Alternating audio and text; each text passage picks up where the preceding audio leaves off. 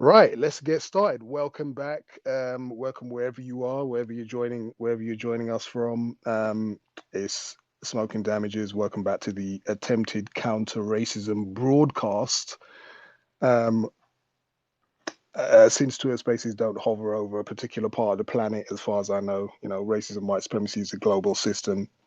Um, the purpose of this space today, I'm sure, is going over old ground already traveled, but because the white supremacists seem to be dedicated to causing confusion by practicing deception, I've concluded that maybe we, the victims of white supremacy, should be dedicated to providing clarity and exposing that deception. So, some of the things that I'm going to discuss here, some people will have heard me discuss many, many, many times before. But like I say, the white supremacists are dedicated, so I think we should also be as dedicated. Um, right, so I'd like to hear thoughts um, on, and I'll be discussing the following phrases, which I think are inaccurate, obfuscatory, and cause lots of confusion for victims of race and white supremacy. The phrases are white privilege, unconscious bias, white fragility, and white ignorance. I'll probably be discussing unconscious bias and white privilege at the same time, but the first one's going to be white privilege, second one's going to be white fragility, followed by unconscious bias and probably white ignorance at the same time. And we'll be discussing these phrases one by one.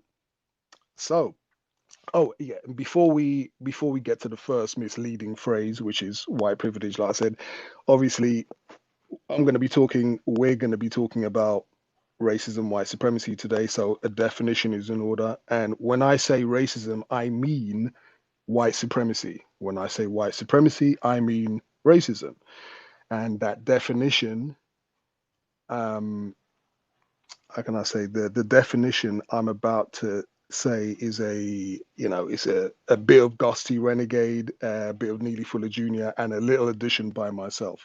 Definition is as follows. A system that is practiced, maintained, and controlled by people who classify themselves as white, who are dedicated to the domination, mistreatment, subjugation, and or abuse of people who they classify as not white. And like I said, that's a majority part Gusty Renegade of the Cows, part Neely Fuller Jr., and a little addition by myself. Who knew? So just before I get to the first phrase as well, white privilege, I am attempting to make this a no conflict space. Right, this is a no conflict space. This is what I'm trying to do. I don't know if that's entirely possible, but that's exactly what I'm trying to do. I'm attempting to try and make these no conflict spaces. The reason being, conflict between victims of racism only strengthens racist man, racist woman, and their system. So this is a space hopefully for sharing ideas. So the rules are no cursing, no name calling, no arguing, no shouting. Um, if you think it's too difficult for you to communicate with other black people in a courteous manner, remember you are not being held here under duress. I don't have the power to force you to stay, listen, or contribute. So anyway, the first phrase I want to discuss is white privilege. Now, I think there are there's lots of us, I think, around the globe at this point who've heard the term white privilege. Some of us obviously haven't, but a lot of us have heard the term white privilege. Um, the term wasn't invented by the admitted racist Peggy McIntosh, but it's certainly correct that she's popularized that term.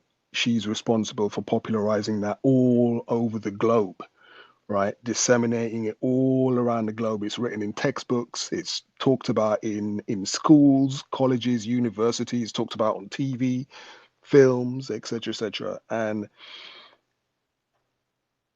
I'm not saying that I haven't seen it demonstrated or that I'm unaware that being white on this planet doesn't allow you to get away with certain things that, comparatively speaking, black people collectively, by and large, wouldn't be able to get away with. I don't know, examples: shoplifting, being stopped and searched by police, getting in trouble in school, etc. But the term, I think, promotes the idea in the minds of non-white people. The term white privilege promotes the idea in the minds of non-white people, victims of racism, that we should keep the main focus on the benefits that white people collectively, comparatively receive as a result of the system of racism, white supremacy, rather than what, as individuals or collectively, the white supremacists do to practice, maintain, and control that system. Now, I think it's a deliberate method of focus, I think, by the white supremacists designed to cause confusion in the minds of their victims as to what racism, white supremacy is, and, exactly how it works. So,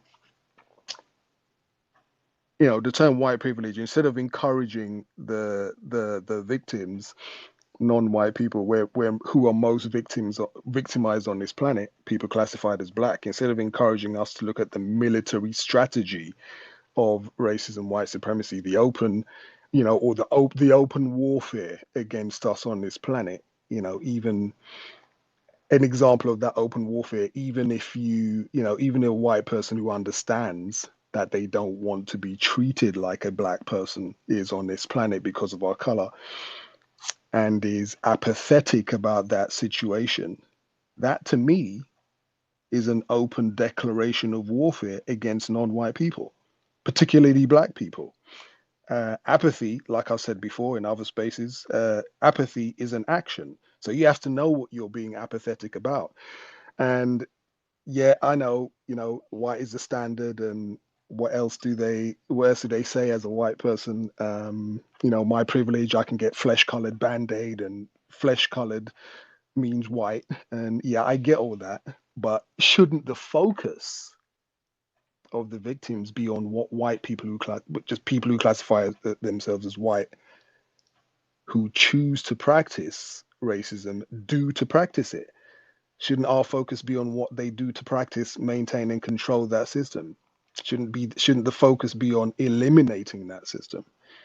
Shouldn't the focus be on taking power away from the white supremacists, or a focus on working on strategy to prevent the practice of racism, white supremacy? So, also, just before I close and get any other views, which subject do white people feel most comfortable discussing? Their power as a white person. Which do they most are they more comfortable discussing their power as a white person? What do they, or what do they do to practice racism, or their white privilege? Those privileges, the privileges that they have nothing to do with, apparently, by the way, to let them tell it. Just mindless lemmings receiving all these privileges. Whatever privileges, or the more accurate term, power, that the white people have on this planet is a direct result of the existence of the system of racism, white supremacy. So, with that said, I'll wait and see if anyone's got any other contributions to make about white privilege. I know everyone in here has heard that term, so if anyone else wants to speak, just send me a request. I haven't been looking at the screen, so hopefully other people have other stuff to say. Peaceful greetings. Can I be heard? You can indeed. Thank you for allowing me to speak. All of these terms, the ones that you have listed, all of these terms are just another way to step away from using the term white supremacy, racism, white supremacy.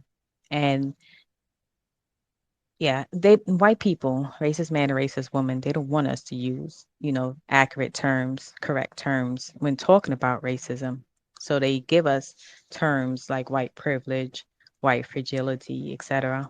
And yeah, so it's just something that we need to examine. We need to really think about and White people coined these terms. They're the ones who made it popular. They're the ones who provide us with these terms. So do you really think that your enemy is going to give you terms that will correctly describe, the situation that we're in, to perfectly describe, racism, white supremacy? No, no, most definitely not. So, yeah, I'm gonna end it right there for now. If anybody else want to add on or dissect.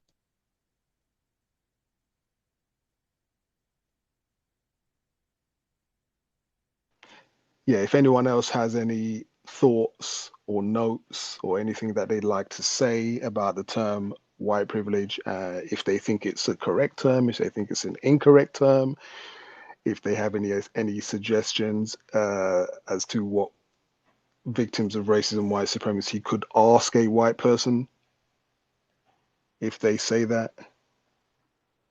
Um, anyone who wants to contribute is welcome. I also want to read off the definition that I got from the dictionary, aka white people, for white privilege. White privilege is the unearned, mostly unacknowledgeable social advantage white people have over others, racial groups, simply because they are. Does that make sense to y'all? Mostly unacknowledgeable. You think,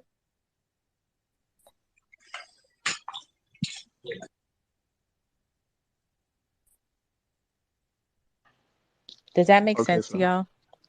Mostly unacknowledged. So are you trying to say that white people, that they don't acknowledge, they don't understand, they don't know, they don't realize, they don't recognize racism, white supremacy? Mm-mm. No. Go ahead, Joe. Um, I'm kind of on the bus. I don't know if you can hear me. Can you hear me? I It's got a my little head. bit low. Okay, I'm gonna have to hold on.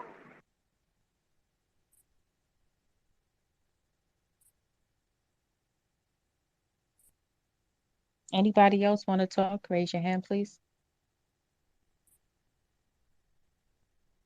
Go ahead, Martin. go ahead, sir. Peace and greetings. Thank you all. Thank you for hosting this space here. Thank you for all the participants and listeners. I agree with the before said statements, the observation, analysis, and conclusion of what is happening on this planet when it concerns our problem as non-white people globally. The form of racism, white supremacy practiced by those who classify themselves as white. Um, I want to share two definitions, and it's well, Miss Salt, right on time.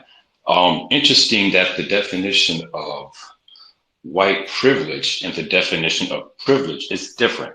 I'll read privilege first, and then I'll give my conclusion on what I think is happening. Privilege, a special right, advantage, or immunity granted or available only to a particular group of persons. The definition of power states the ability to do something or act in a particular way, especially as a faculty or quality. Second definition, the capacity or ability to direct or influence the behavior of others or the course of events. I think that is very substantial there. And then under that, it says the best definition from February 8th of this year is possession of control, authority, or influence over others. So, in my observation of those and thinking about this logically and critically, I would say that the word power, white power, is accurate to describe what we are experiencing on this planet, not privilege. Um, I thank you for the privilege to be able to speak on this platform, and I'll mute up.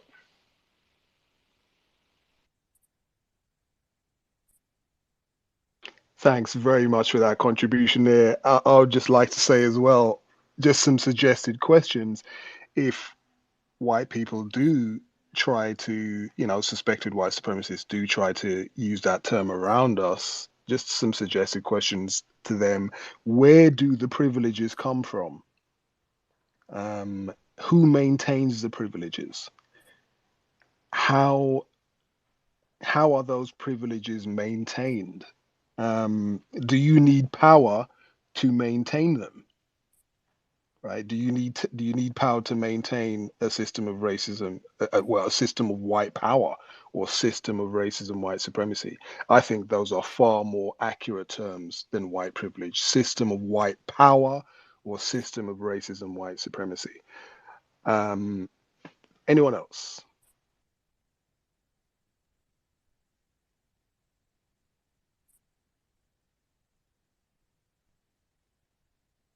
Hi, I'd like to I read see off. Quake.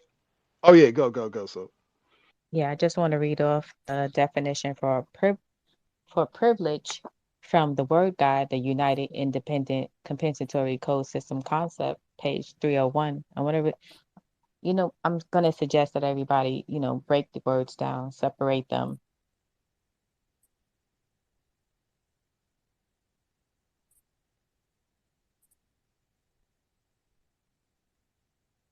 Terrorism has to be alluded to.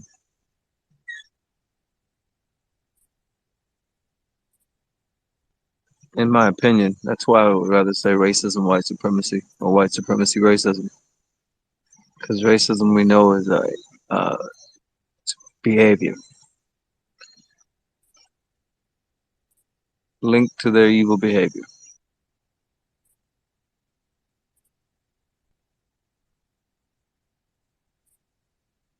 I agree. I agree. So you were reading something as well. Sorry. Did you finish? Because I don't know. Maybe I Yeah. didn't. No, Yeah, go on. Were yeah, you in the so I middle was of going that? to read, yeah, I was going to read off the definition from a non-white person, Mr. Neely Fuller Jr., from the Word Guide, United Independent Compensatory Code System Concept for privilege, suggesting that we take the words and break them apart if we don't fully understand.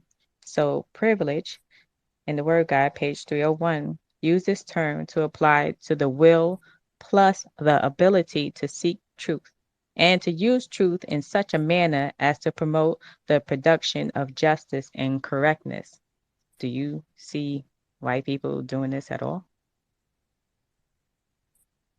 Nope. Nope. So far, I see the Mm, evidence that they have the will. They have the power. They have the power, but a lot of them don't have the will to do it. I think they demonstrate every single day that the majority of white people on this planet just don't have the desire to eliminate racism, white supremacy.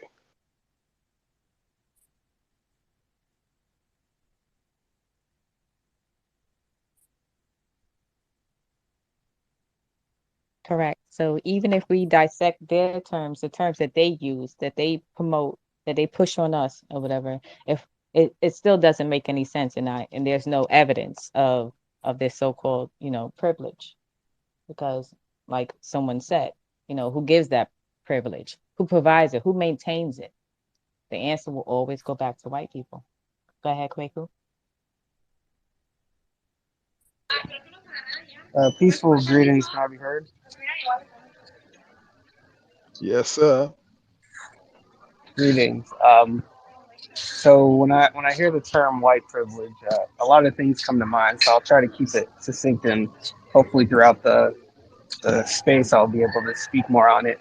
But whenever I hear the term white privilege, a lot of things I suspect a lot of things are going on at once. The main thing being the the denial of what exactly is happening on the planet, the the inability or the inaccuracy of not identifying the system of racism, white supremacy correctly.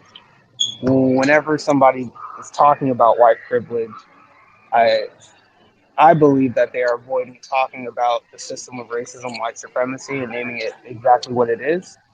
I think it's dishonest to call things uh, call things as white privilege when those things are not received as a privilege but are received through the power of the system of racism, white supremacy. So whenever a white person is talking about the privileges that they receive, the so-called privileges that they receive, Now the conversation, as Smoking Damages said, is no longer about the system of racism, white supremacy. It's about the things that they receive. They'll they'll often talk about, I'm not terrorized by the police. I'm not being stalked around the store. But they're not talking about the system that guarantees that black people are terrorized by the police, that guarantees that black people are murdered by the system, are heavily incarcerated, uh, held prisoners.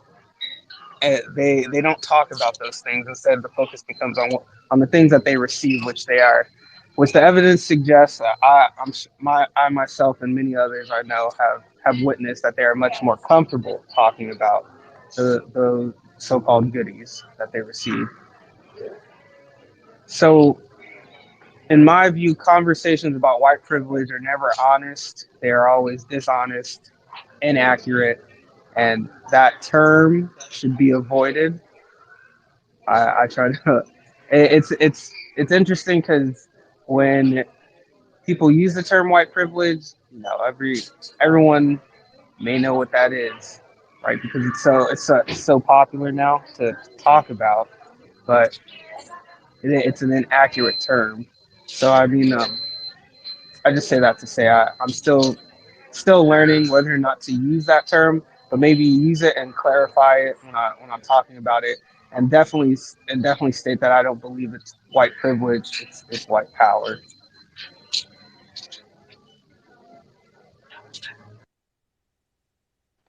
Indeed, thank you very much there, Kwaku. I was in a space probably about 2 weeks ago, something like that.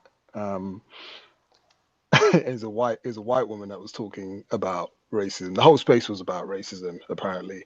And there's a white woman talking, and she said something about she's going to use her privilege to do something about racism. I don't know what the something is. And I asked her, um, "Are you going to use your power to do something about racism? Are you going to use power? Are you going to use your privilege? I mean, you can use using your power to do something, an action that makes more sense, right, than privilege, you see. And it's exactly right, what Kwaku just said. Most of the time now, if you're not going to call it privilege, you're going to concentrate on white power.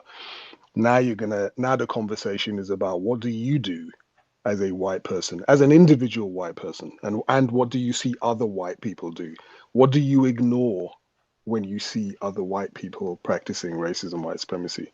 And like I said before, most white people will choose a definition of racism which excludes their own practice of it. Uh, so yeah. Any other thoughts on white privilege?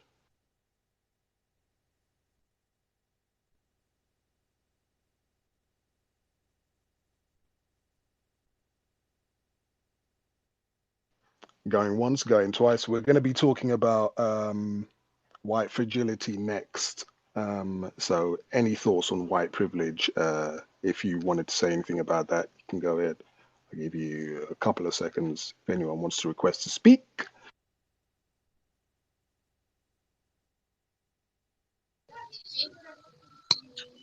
Let me try to form this. Hopefully, I don't take up too much time. But like I mentioned, when talking about white privilege, completely avoids talking about the system of racism, white supremacy. Um,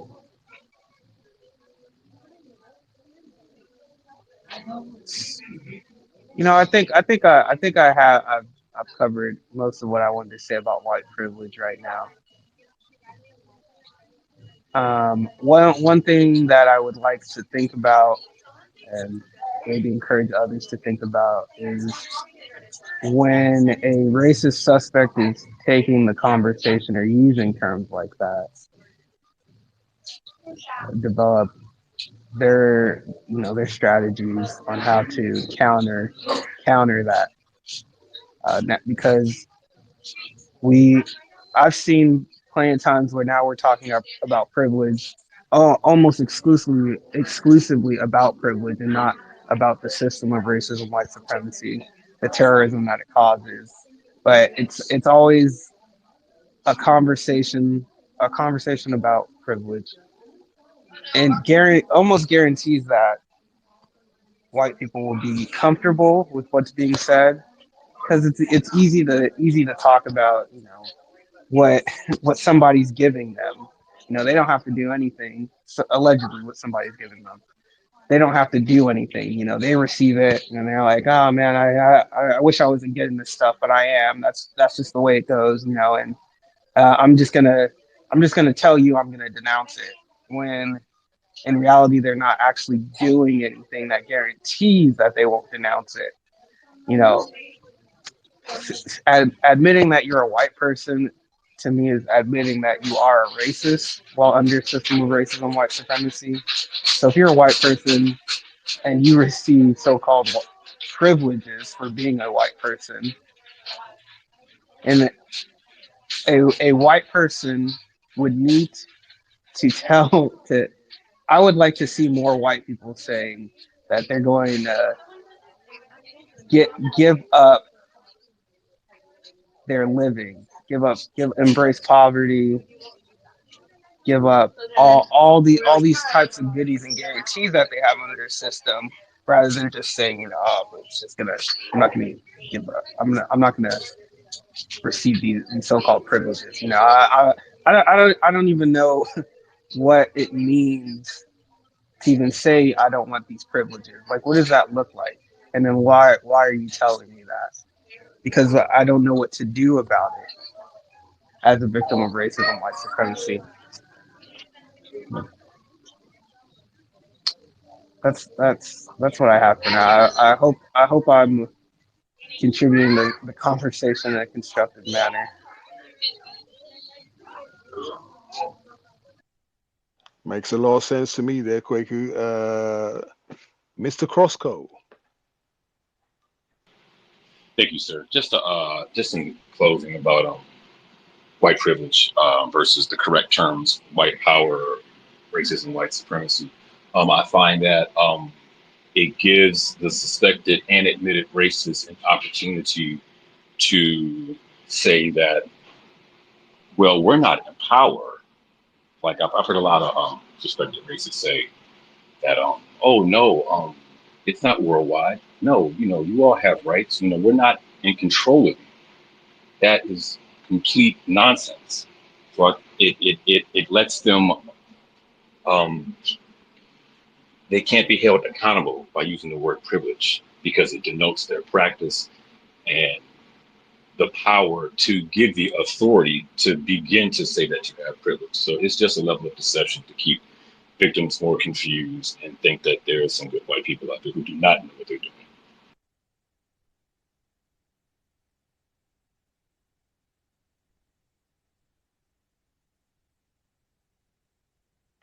Completely agree.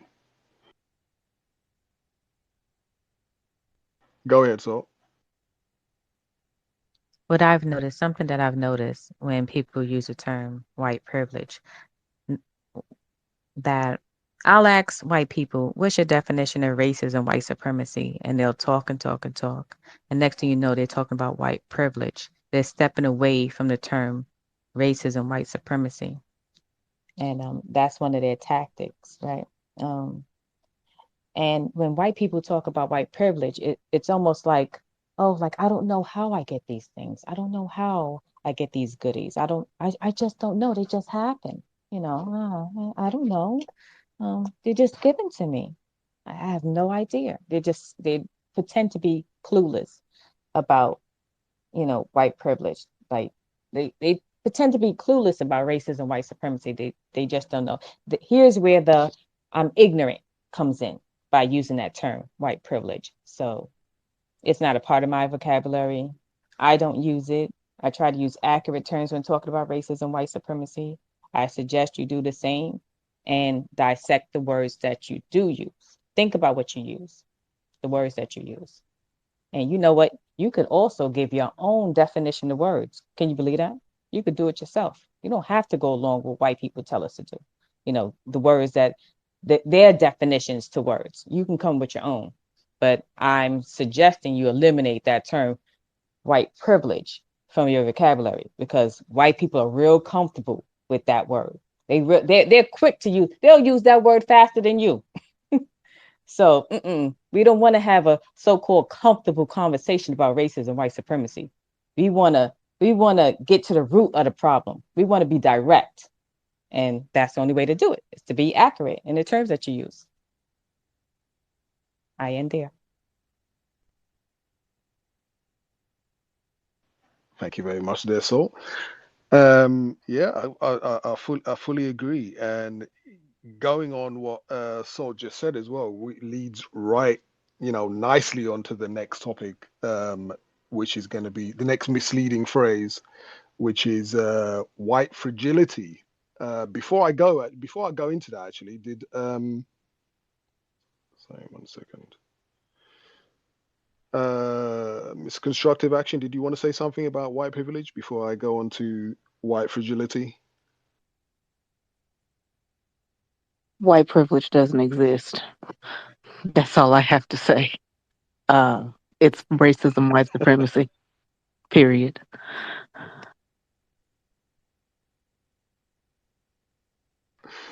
Completely. Um, yeah. The leading on from what Salt was saying earlier, and about how we can come up with our own definitions. I know the programming is hard. The programming is they're relentless in their programming, and they condition us to use so many of these misleading terms when talking about racism, white supremacy. The next term, white fragility, is a perfect example of if you look at a definition, you can actually just come up with your own definition. You can actually come up with your own counter racism definition to a phrase that they come out with. And this term white fragility is one of these ones. I mean, I came up with my own counter racist definition for what I think the phenomena is when they say white fragility. But anyway, yeah, this phrase white fragility, the brainchild of Robin DiAngelo. If you're not familiar with her, she's one of these sort of apparent, I think she's an admitted racist. Let me just check that for a second. I know Monsoon's in this space as well, and so is Robin DiAngelo an admitted racist, or has she not admitted that she's a racist yet? No, sir, she has not admitted to being a No. racist. Okay, so just for the purposes of clarity, I'll just say racist suspect in quotation marks, but I'll just refer to her as a racist suspect. But anyway, she wrote her brainchild is white fragility, and it has a subheading. Yeah, it's white fragility, why it's so hard for white people to talk about racism. And it's an interesting title. Uh, I mean, is it hard for white people to talk about racism? Given the white people I've talked to about racism down through the years, they seem to find it really easy to talk about racism. Certainly to each other, if you believe numerous white people, even some of us in here have spoken to, they find it really easy to talk to other white people about racism all the time. Um, White people collectively find it generally easy to practice deception when talking to victims of racism about their and other white people's practice of it, right? That would be a more accurate subheading, Miss D'Angelo, and you an academic, goodness me. Um, I don't know if Robin DiAngelo is motivated to solve this problem or just to maintain and refine it through confusion. Um, when you think of white people collectively on this planet, do you think when I think of white people collectively on this planet, I view their system, right? And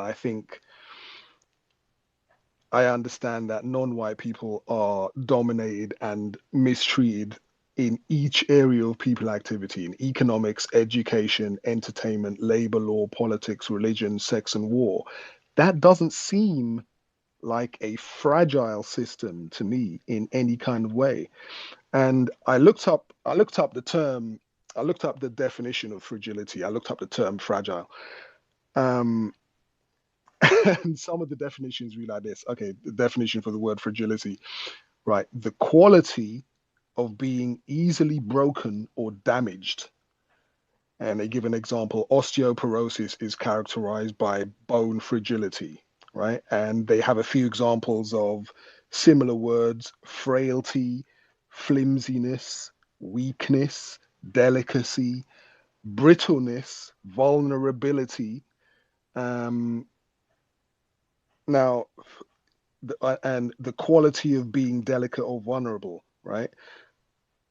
Now, I'm looking at those phrases and I look at her title, White Fragility. Now, I just think, what in the collective, deceptive, inaccurate, sleight of hand type, hell is going on there? I just don't think, interestingly, at the end of the definition for fragile and fragility, we get the opposite terms, robustness and strength.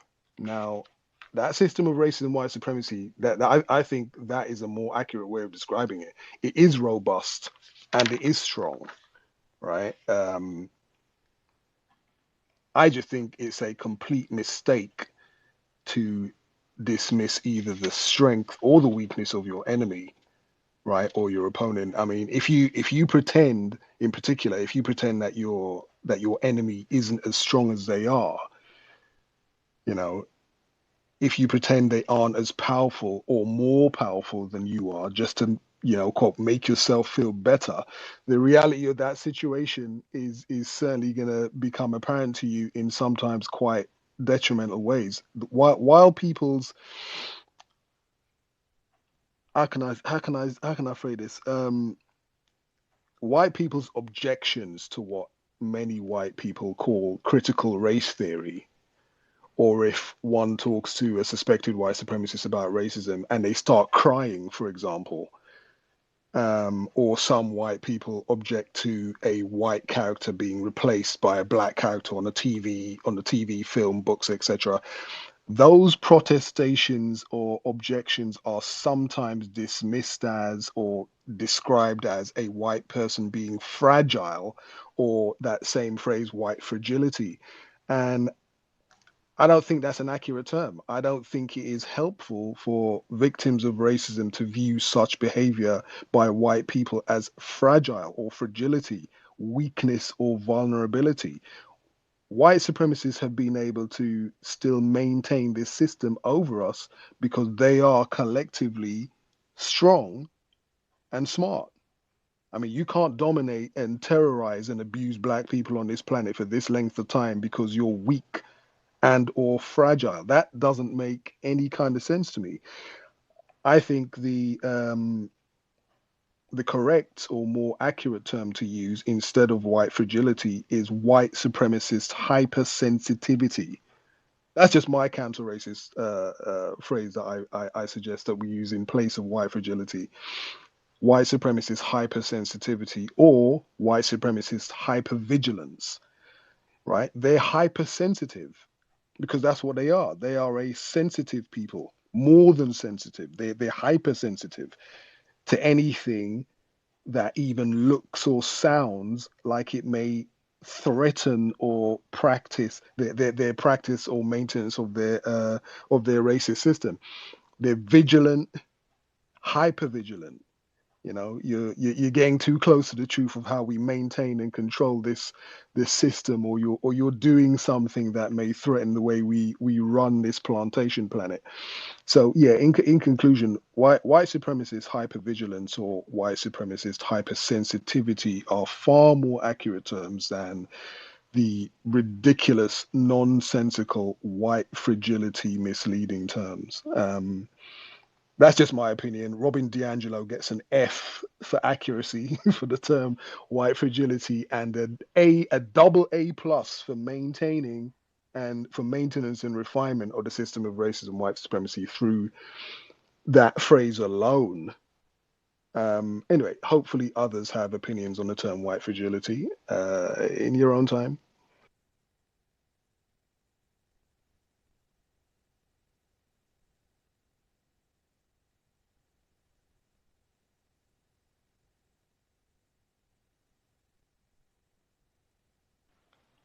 Anybody?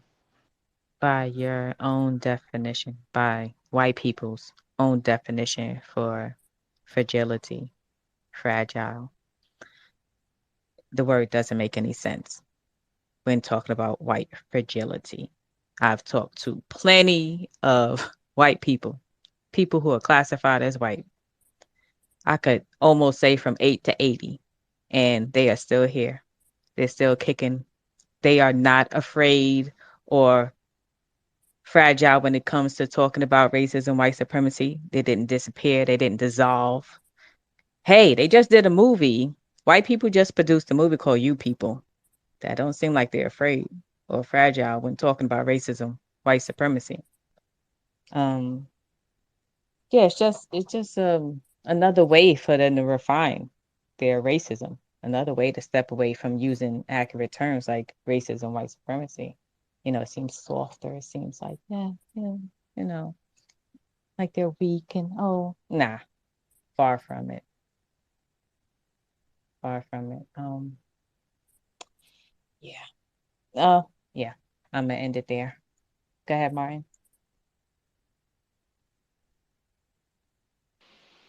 Thank you. Yes, the term white fragility. Um, Ms. D'Angelo, I would add also she was a no-show on the context of white supremacy, the show that Kyle's hosted by Dusty Renegade. Yes, She she wrote this fabulous was. I book remember and that. she never showed up. Why? Because she says, I think you're implying that I'm a racist. So she's not admitted she is fragile. Okay, on to the term fragility. Yes, I agree. You cannot be the most powerful nation, one of the most powerful nations, if not the most powerful nation on the planet, and be fragile.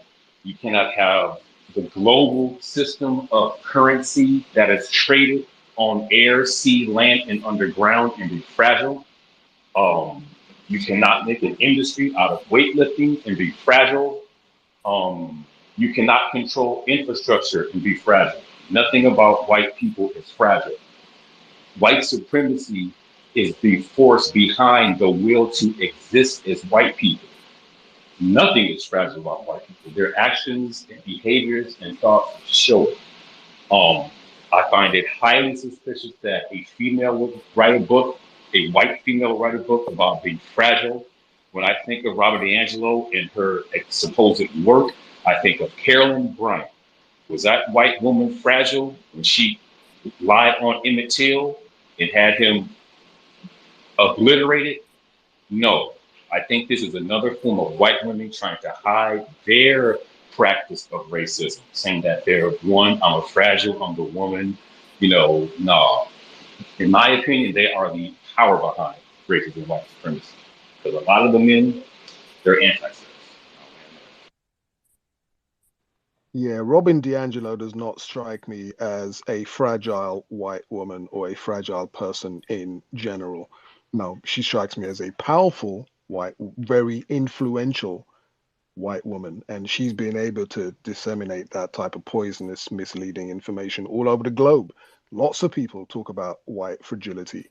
You see, like even white people, there's lots of white people who even make memes about quote white women's tears, right? Because they know that those tears are weaponized. There's nothing fragile about that.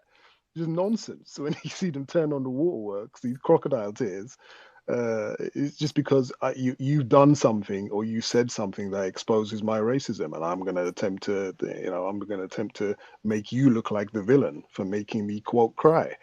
But they're not fragile. They're hyper vigilant, always really, really vigilant. Oh no, you're getting too close to the truth, or I don't like the fact that you've exposed my racism. So I'm just gonna turn on the waterworks. But that's not fragility. That's cunning. That's just a use of power as a white person. Miss Read more. I see it as an excuse to be abusive, aggressive towards non-white people when they use that term. It's just double speak. It's jargon, white supremacist jargon. That's all it is. All these words are just some form of white supremacist jargon so that they have an excuse to abuse non-white people. That's all it is. Oh, I'm fragile. No, you need an excuse, or you think you need an excuse. Y'all really don't need an excuse, but you feel like you need an excuse to be verbally or physically abusive to a non-white person. End of end of discussion. It's to me. I'm not even paying attention to these words. I'm just it's some form of jargon that they're using so that they can abuse non-white people. It just keeps it so simple and so concise for me. I don't have to keep up with these words. When I see them using it and I hear them using it, one, if they're talking, expect deception or and abuse. End of discussion for that for me.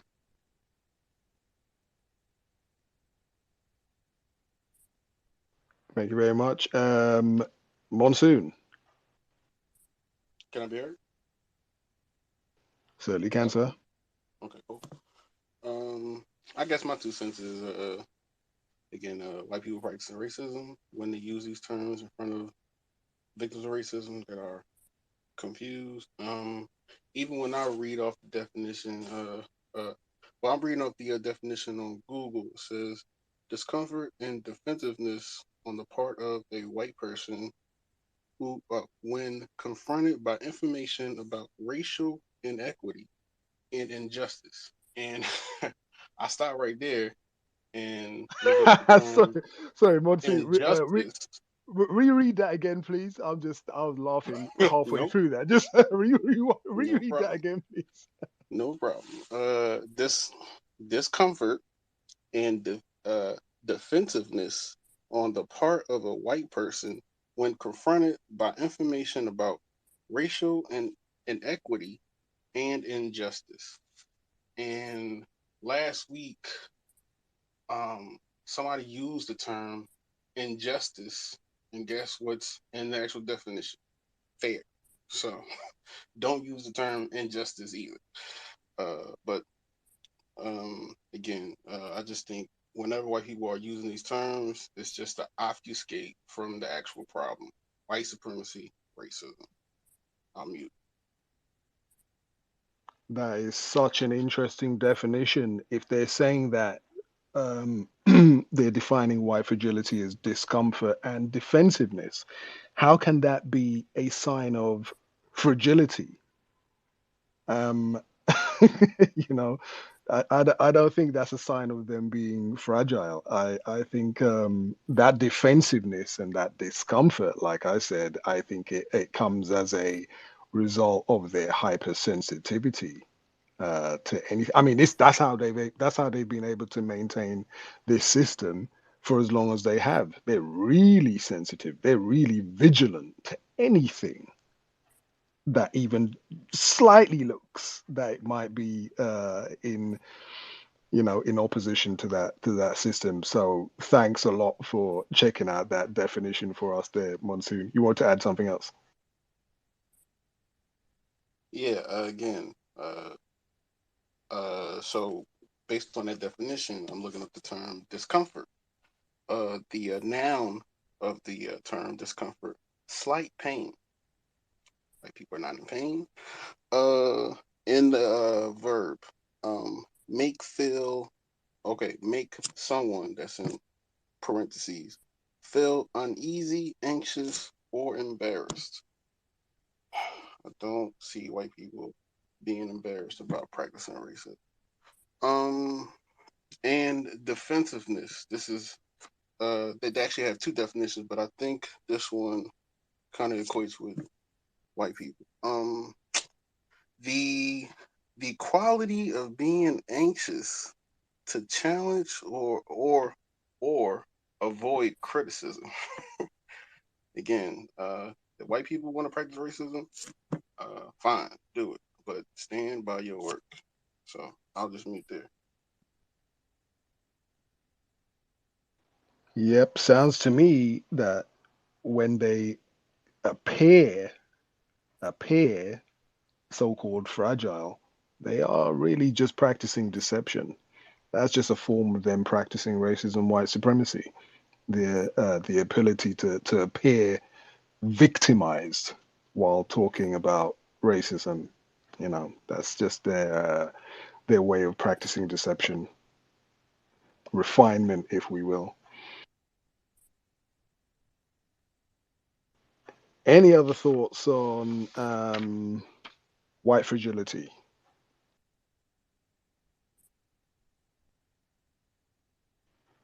So, co-host, any other thoughts on white fragility, or should I just move on to the other one?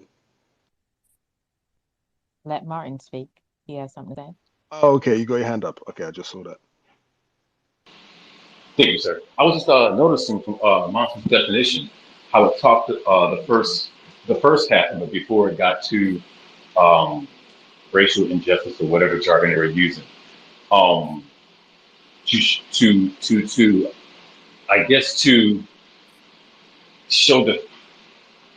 My question is this: is white fragility only applicable when whites are confronted about racism, or can we use white fragility? Let's say you commit a crime and the police are interrogating you. You can deny the crime. You can deny it, for months at a time. You can feel threatened by police interrogating you.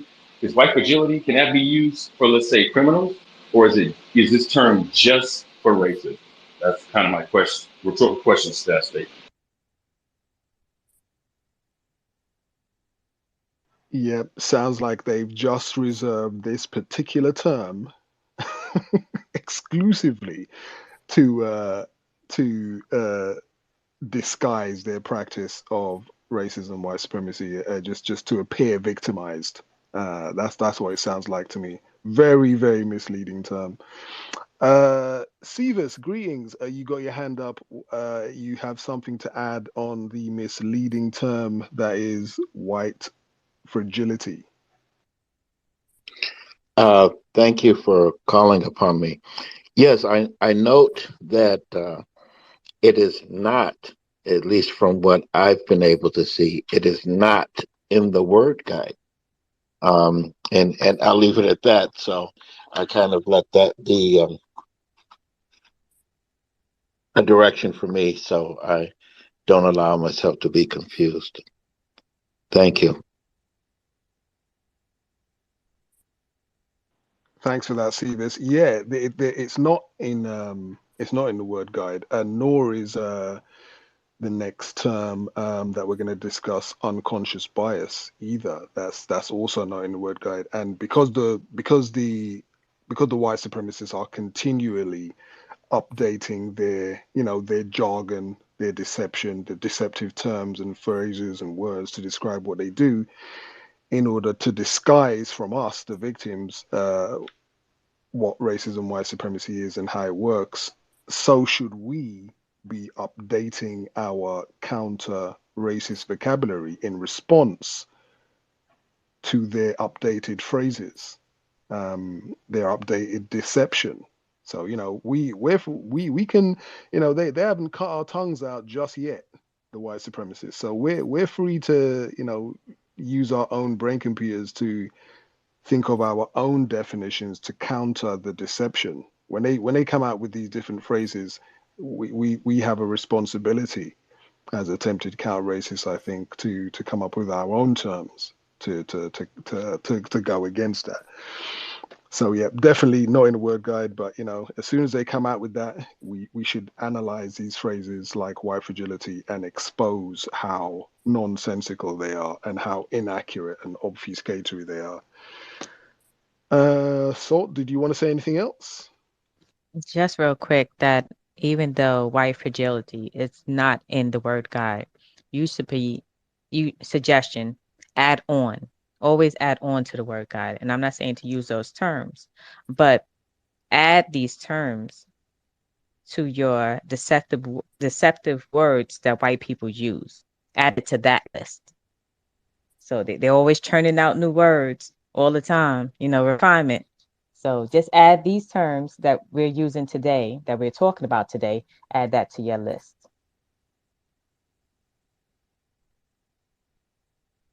Completely agree.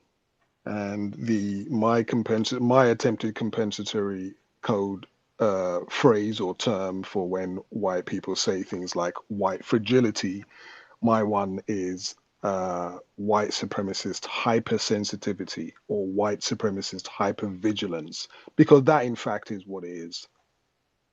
They're just very hypervigilant to anything that may even appear that it might be working against the system. Even if it isn't, they're still really hypervigilant. That's how they've been able to stay in power for as long as they have.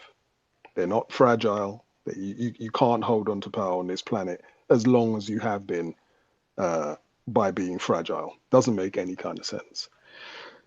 Anyway, I think that's everything on white fragility, unless anyone else has anything else to add on white fragility. Anyone else? Well, I'll move on to the next one.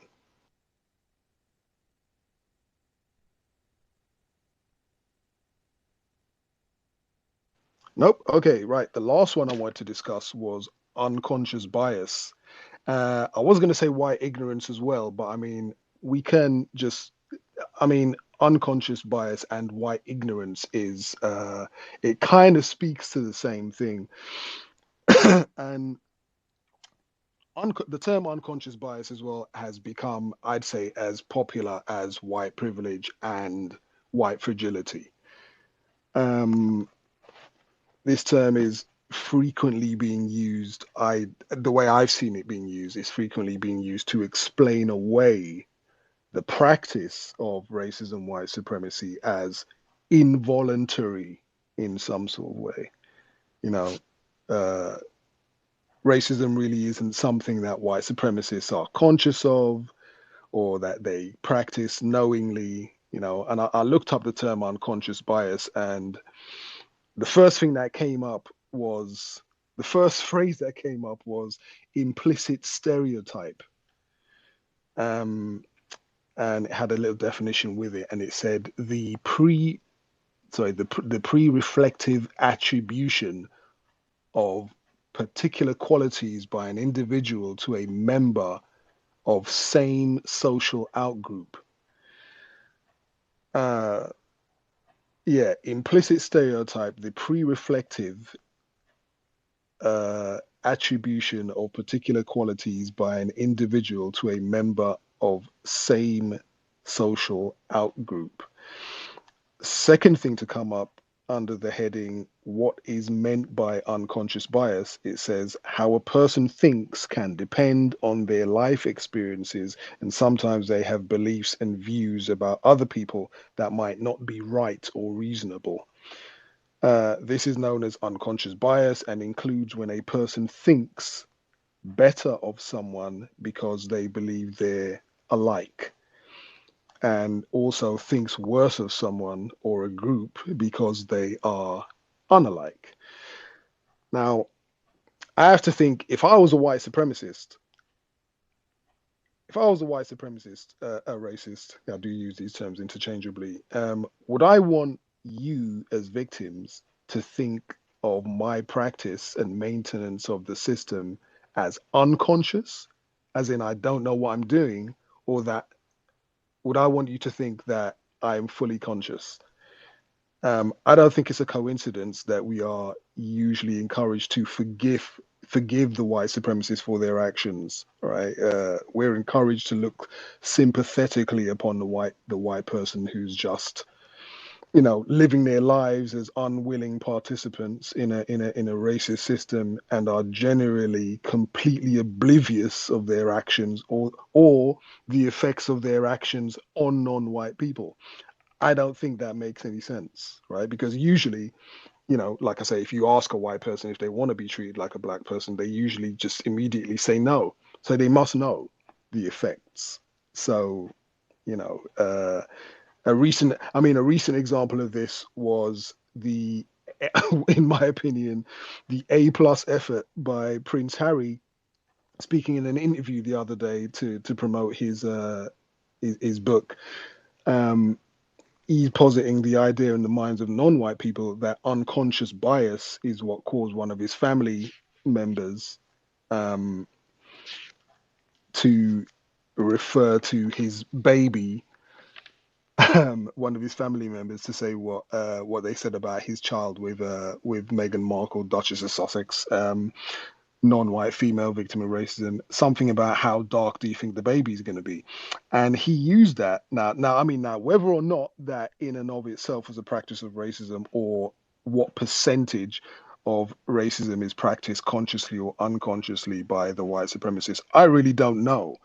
But the promoting of the incident earlier as racism by Prince Harry without correction, as what he said the other day, to the point where he had the white person who was interviewing him saying words to the effect of, "You said a member of your family, the royal family, was racist for inquiring about the color of your baby," and Prince Harry said, "No, I never said it was racism." And he even said to the person who was interviewing him, he said, "Did Meghan say that either?" Right now, of course, when you look back, they hadn't actually used the term racism, but he was happy to not correct the assumption for quite a while till his book came out.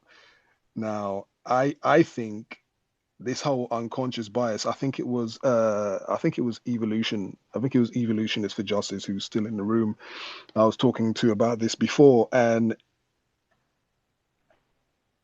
I can't remember exactly what he said. If he's gonna come up, that would be great. But if I can paraphrase, he said it's a great idea or great way of the white supremacists trying to separate the pathology from the individual, right? And it's like almost, it wasn't me, it was my I don't know, it wasn't me, it was my pedophilic tendencies, or it wasn't me, it was my rapist tendencies. It wasn't me, it was my diseased or disordered mind, right? Trying to separate the pathology from the individual and dismiss racism as unconscious, as unconscious bias. I mean, you are your diseased, disordered mind if you're a racist white supremacist. You are your racism. When did racism become unconscious? Does the individual white person practice it both consciously and subconsciously? If it is both, why should we be focusing solely on the unconscious? Right? Also, isn't the apathetic response to the awareness of racism also a practice of racism in and of itself on the part of that white person? I suspect that most white supremacists practice racism in that way, among other ways. Right? If a white person understands that there is such a thing as racism on this planet and chooses to do nothing about it, like I say, the apathetic response, that in and of itself is a practice. Most racism, white supremacy, is not practiced in an unconscious way. Apathy is not the same as ignorance or being unconscious of your action. Apathy is an action, and you have to know what you are doing to be apathetic about, as I said quite a few times before. I just don't think it's helpful for victims of racism and white supremacy to think of racism, especially the maintenance of that system, as something that's held in place unconsciously by people who classify themselves as white. Um, so yeah, as I said before, most white people will choose a definition of racism which excludes their own practice of it, and unconscious bias is just another example of that. Um, yeah, any that's just my notes on unconscious bias. If anyone else wants to say anything about that term or that phrase, now this time, who's got their hand up there? Monsoon, Can I be heard? certainly can, sir. All right. So I'm on the Vanderbilt website for their diversity, inclusion, and equity course, and they have their own definition. It's right here. It says Uh, Diversity, okay. what? Diversity, inclusion, and something of a jargon type Equity, nonsense. equity, Equity. equity. Okay. Oh Yeah. well. Okay, go ahead, Yeah, sir. that. So boom, it says here, unconscious bias is often defined as prejudice or unsupported judgments in favor of or against one thing, person, or group as compared to another in a way that is usually considered unfair. Uh, as a result to unconscious bias, certain people benefit and other people are penalized. Then it says, although we all have biases, many unconscious biases tend to be exhibited toward minority groups based on factors such as class, gender, sexual orientation, race, ethnicity, nationality, religious beliefs, age, disability, and more. So I'll just mute there. I have more based on this course, but I'll just pause there for you to comment. You see, this is another example of the white supremacists are just experts at getting black people to think of racism as an unconscious thing, or just using terms which they can include everyone in. Because the mission of a lot of white supremacists is to just say everyone is racist. Yeah, everyone, not white supremacists. Everyone can practice racism, especially black people. Is the one that they've been trying to tout for decades and decades and decades. Anyone can be unconsciously biased. That's why a definition for racism is so important. It's so important. The definition, and a lot frequently when we speak to white people, they don't they hate that definition.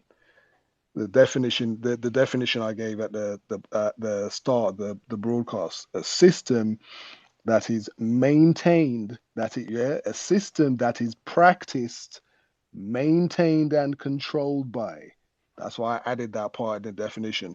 A system that is practiced, maintained, and controlled by people who classify themselves as white, who are dedicated to the domination, mistreatment, subjugation, and/or abuse of people who they classify as not white. Now, you can't be unconscious and do that and run a system like that.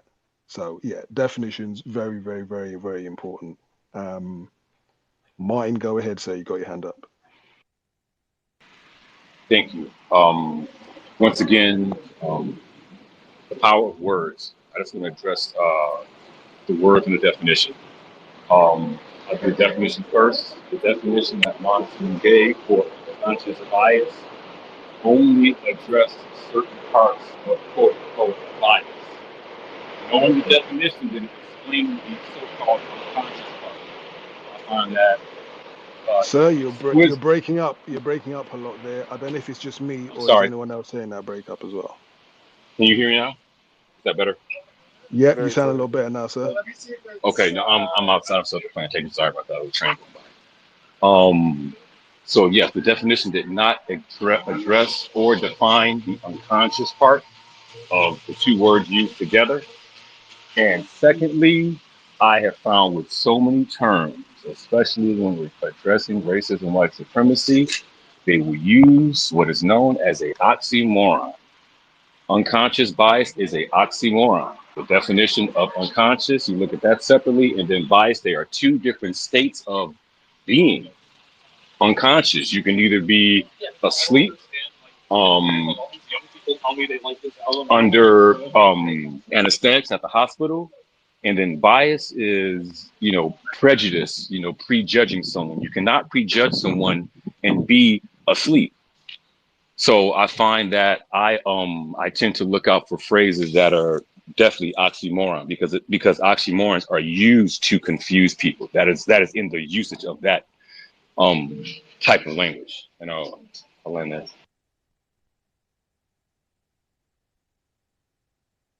Thanks very much for that. That's definitely oxymoronic, right? You can't, like I say, how can you be like I say, I have no idea how much of the mind of a racist, people, white people, people who practice racism, how much conscious or unconscious it is. But I don't think it makes sense for me as a victim of racism, white supremacy, to even give that too much. I'm going to give that probably about 2% of thought out of 100% of what I think of when I think of defeating this system of racism, white supremacy. Why should I even be thinking about how much they do this consciously or not? That should not be the focus. The focus should be strategizing on how to take power away from the white supremacists. How do you get white people to stop practicing racism, white supremacy? How do you become smarter than the white supremacists? That's what I'm worried about. They're able to dominate and mistreat us because they have more power than us.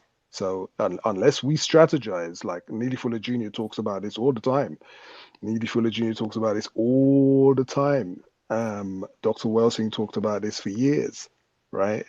We have no other option. We are going to have to become smarter and more powerful than the white supremacists because I don't know about anyone else.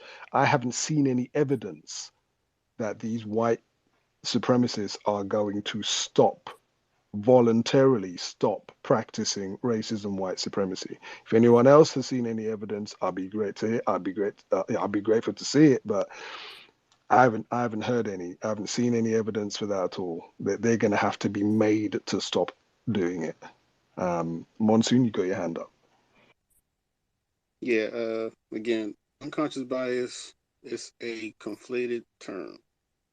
Um, just a jumble of words. But also on the Vanderbilt website, it has a headline called "Some Strategies to Mitigate Unconscious Bias." I'll just name some based on the highlights. It's funny reading stuff. Oh Lord, this Be should be interesting. be an active ally. That's one.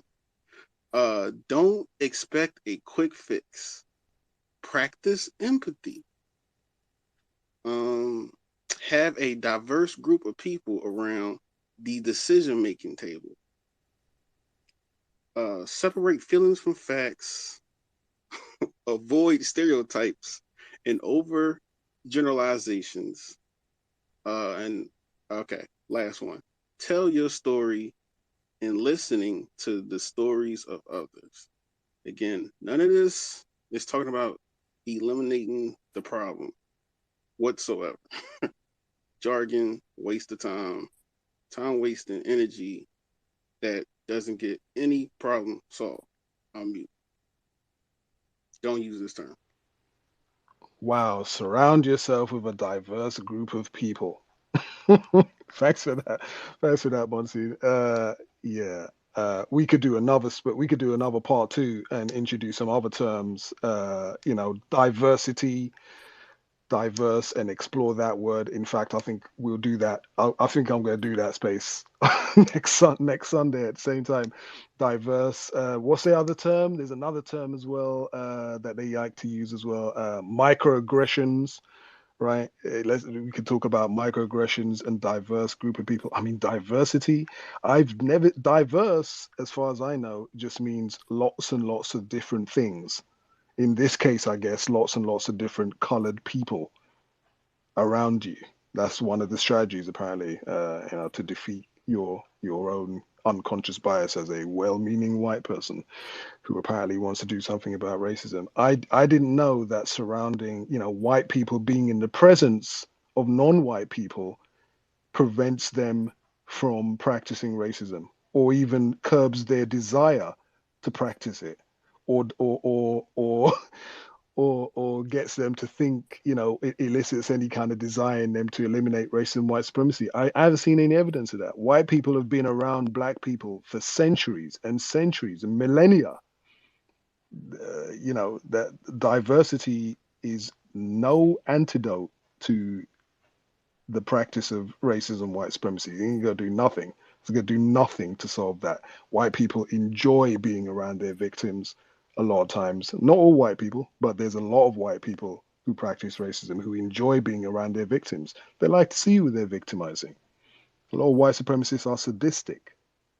They like to see the effects of their racism on their victims. Diversity is another one of these nonsense phrases, which includes everything. Diversity means white women, LGBTQ, blah, blah, blah, blah, blah, blah, blah.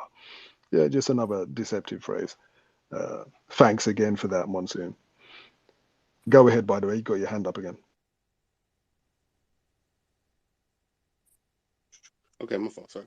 Last thing. Just some. I would say add two more terms. This is just for me listening to the archives of the cows context of white supremacy. Hate crime and internalized racism. So add those two terms. Thank you very much, Jess. Yeah, I think I'll have to add those ones. I mean, we could do loads and loads of spaces, and I think this is what I'm trying to do as well. I really want um, as many non-white people as possible to pay attention to these misleading terms. White fragility is a nonsense term. Unconscious bias, nonsense term. Um, Promoting quote diversity in order to eliminate racism. Another nonsense phrase that means nothing when properly analyzed. White privilege, again, another nonsense term when you properly analyze it. Doesn't these terms don't mean anything apart from deception and apart from it's not our fault. It's the white supremacists just saying in a nutshell, it's not our fault. We have nothing to do with it. We're doing this stuff unconsciously. Other people are making us do it. I don't know. It's the elites or some nonsense that's making us. That's another thing. White people collectively they demonstrate stuff like this all the time about how if they don't, a lot of white people always say it's these powerful white people who are doing it. It's these elite white people who are forcing us to practice racism. What they call that kind of nonsense. It's the elites. It's I these wrote small that group of down white too. people. Yeah, yeah, yeah. It's the Illuminati. It's blah blah blah blah blah. All this kind of rubbish. White people, just a couple of years ago, when that Greta Thunberg person was talking about climate change, you had white people. I had white people on this street where I am right now who they didn't even know each other. My neighbors all up and down this street, content to not speak to each other. When Greta Thunberg started talking about climate change, you had these white people going into each other's houses, setting up meetings talking about, oh, we got to do something about this climate change. You had white people doing protests about so called capitalism and all that kind of stuff. White people as a group have proven that if they don't want to go along with something, they ain't going to go along with it. And they're very, very good at finding solutions to going against with things that they don't want to go along with. So this whole nonsense that white people are just going along with racism and practicing in an unconscious way and doing it because they're being forced to practice racism is quite frankly ludicrous. Co-host Salt, did you want to add anything to about unconscious bias? Yes, but since diversity was mentioned, I want to alert everyone that diversity could also mean women, aka white women. So that's another trick bag as another way that they practice deception. Unconscious bias. I looked up the definition, and what I got is also known as implicit bias, is a learned assumption, belief, or attitude that exists in the subconscious. Everyone has these biases and use them as mental shortcuts for faster information and processing. What I want to focus on is a learned assumption. Learned by who? Who taught you to assume something negative about non-white people? Everyone has these biases. That's the last part of the definition.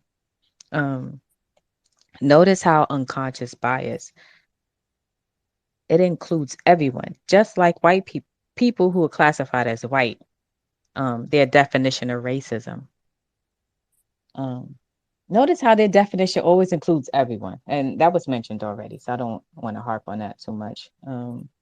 Yeah, and yeah, when you look up a non-white person's definition, like Dr. Francis Cress Welsing, Neely Fuller, etc., Gusty Renegade. Yeah, they're very clear and precise about, you know, who is mistreating who. That white people are mistreating non-white people. They have a new term that I just learned about with unconscious bias. The new term is, let me see, disconscious. I have never heard this term until the other day while listening to the cows. An admitted racist by the name of Dr. G. Sue Kason, Kason, Kasun, used this word. Pasting, yes. Yeah. Yes, she used this term disconscious. I was like, what? So they coming out with something new all the time. Refinement. So disconscious, to be in neither a conscious nor unconscious state, but rather disconnected, as in a daydream or a daze. Does that sound like white people to you? Mm-mm. No. They're very conscious. They're very aware. That's like saying they're unaware of what they're doing. That's something that they promote, and it's deception. So yeah, so get ready to hear this term disconscious thrown around. And I mute my mic. Yeah, I heard that the other day as well on the cows, and Gus and Gus was saying, "Hmm, disconscious. Hmm, that's funny. That's a that's a strange one." I was laughing when I heard that about that disconscious term that she came out with. Yeah, it's the same kind of thing. It's not our fault. Separating, I think it's EJ that said that, an attempt to separate the pathology from the individual. It wasn't me. It was my mind that did it. It wasn't me. It was my mind. It was my mind that did that raping or that burglary over there. It was my mind that practiced racism. It wasn't me. Um, Martin, go ahead. Just really fast to add on to that, the notion of disconscious bias that was presented by Dr. Carlson on the conscious white supremacy.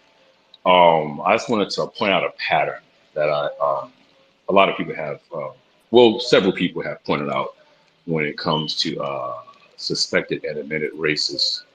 What they do is they would tend to use either text, famous phrases, and or thoughts of non-white people or victims of racism to prove their point or add on to their pathology. The term disconscious is coined by a non-white professor. So Ms. Carlson, I suspect, was practicing racism by bringing up something that a confused victim has. This is how they see the system, DGQ, but this is one of their tactics. They will always bring up somebody else who is not to prove their point. Thank you. Yep. Get a confused victim to vouch for the nonsense that you're trying to peddle. Um, that you're trying to peddle around the victims of racism, white supremacy. They've been doing that for decades, unfortunately, and they don't show any signs of changing that strategy because it works and it's been working for a very, very long time. Get a confused victim to vouch for the nonsense that you're peddling among non-white people. I think who was it? Was it Sevis that was next? I think it's Sevis. Yeah. Yes, but if Dark and Lovely I have spoken, if she wishes to speak, if that be okay by the host, then I can. If you wish, Dark and Lovely, if you want to go first, if Sevis is not objecting to that, May I be heard? you can indeed. Okay. New that's a very new term for me, this country. And it is in the it's the same definition of it's the same meaning as like unconscious bias. It's saying the same thing. would you diss something that's it's without, it's still saying the same exact thing. It's to leave out. So they're kind of like rephrasing unconscious to say well it's disconscious, but disconscious is the same thing as saying unconscious bias. Like it's still saying the same thing without not knowing, essentially.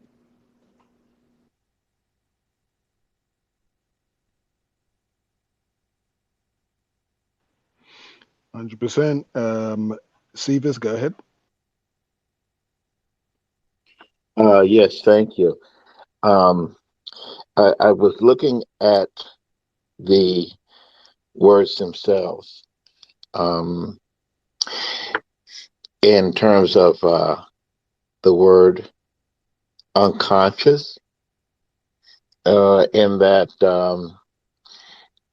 the way it can be used in parts of speech as a verb, as a noun, as an adverb, and then to use that with bias. When I think of bias, I think of like a cassette tape, you know, kind of old school. So, yeah, you can get really, really good, have a high bias cassette tape and get a really pleasing recording. But so when the two are used, part of what is done is, well, I would choose not to try to figure out what they're doing in that, well, they're going to be practicing deception at any time. So when they use these two words, and my thought of using the words, and then rather than wasting my time to try to understand what it is that they're saying, I would say that I would look at it for myself in this manner. Um, how is it going to guarantee that I'm not going to be mistreated by their use of this word? Sarah says a lot, look at their function.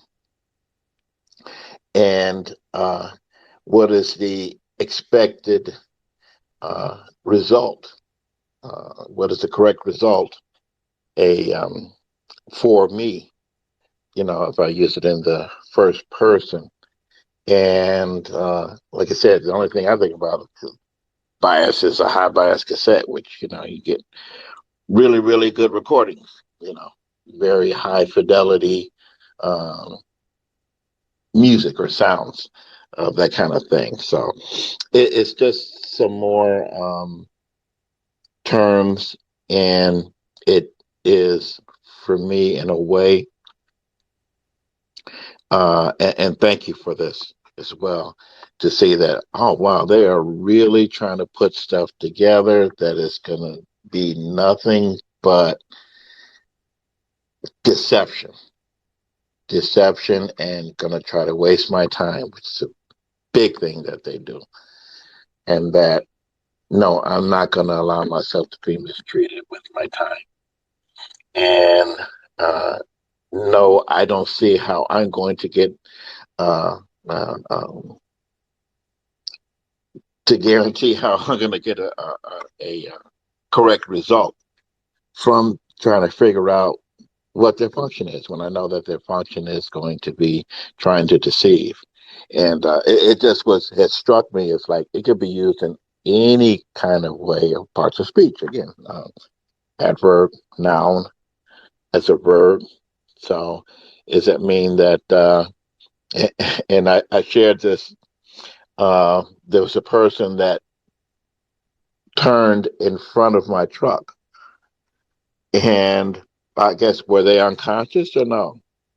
In the report, they said they didn't see me. Now, this is noon, dry pavement, in full sunlight. So there were some other circumstances with that. But yeah, so what is that supposed to even mean? And, you know, why am I supposed to be paying attention to it? I thank you so much.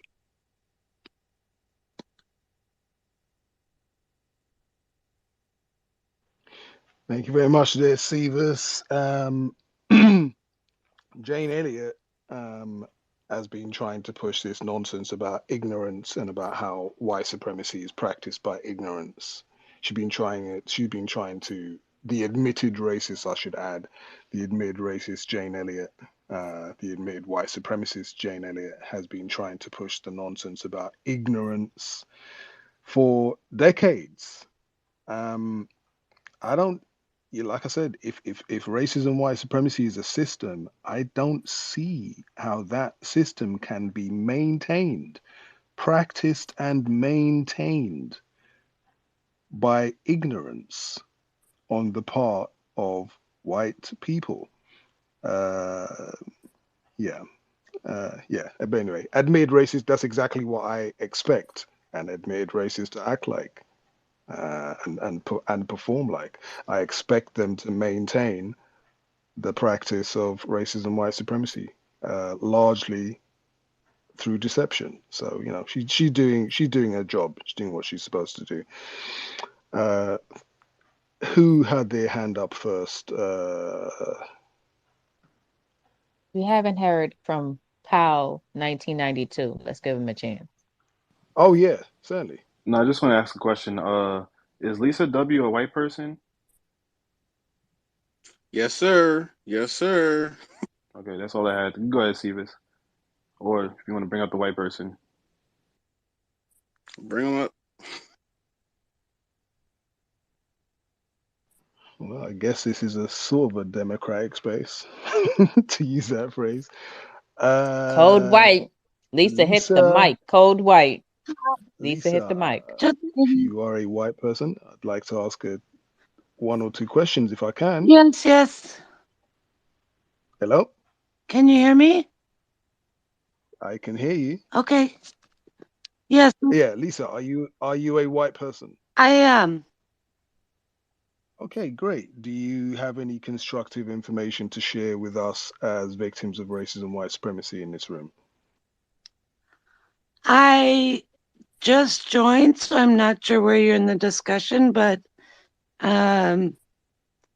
this is a topic we are going through training at work on. So that's why I joined the room to learn. To learn about what, by the way? If you could be specific, we'd be very grateful. Yeah, I just to learn. Well, I didn't know if this was a mixed room or a black room, black space, or what, but just curious how people define white supremacy. I think a lot of white people freak out when we use that term, unnecessarily freak out.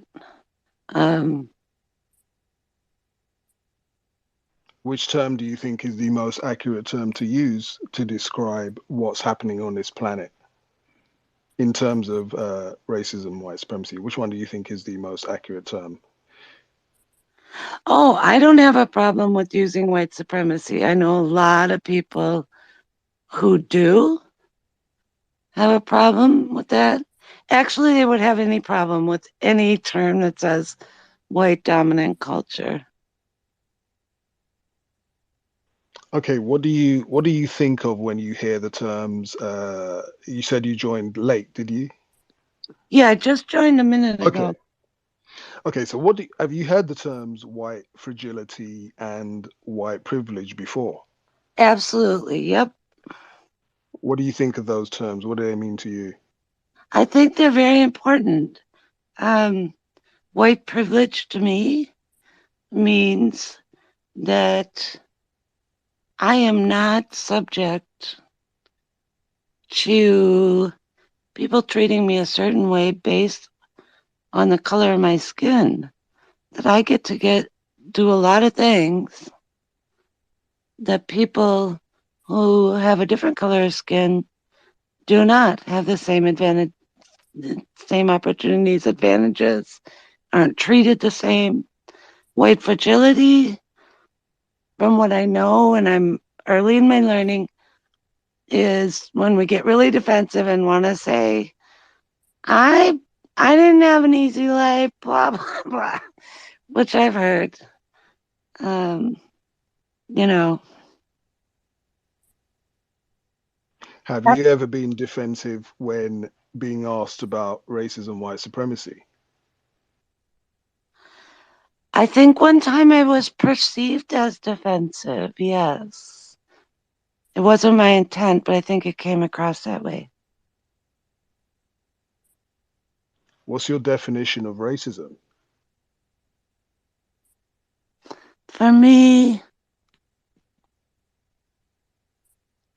well, on an individual level, I think it's treating somebody differently based on perceived or uh, believed stereotypes, treating somebody based on how they look,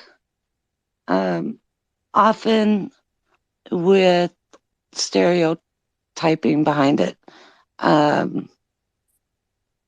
But there's also the racism of white nationalists, which are flat out, white nationalists. Just flat out think they're superior to everybody. I'm assuming that you're black, by the way. I shouldn't assume. You assume right that the white Okay. supremacists on this planet have classified me as black. Yeah. Are you are you a racist? I have definitely found a lot in my implicit bias, and it's what I'm working on.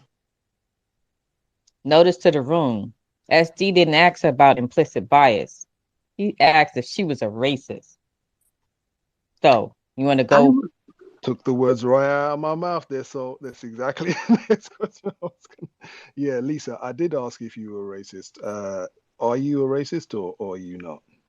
I would say no. In fact, I'm trying to be an anti-racist, actively trying to be an anti-racist. I have a question. What's the Yeah. difference between a white person and a white supremacist?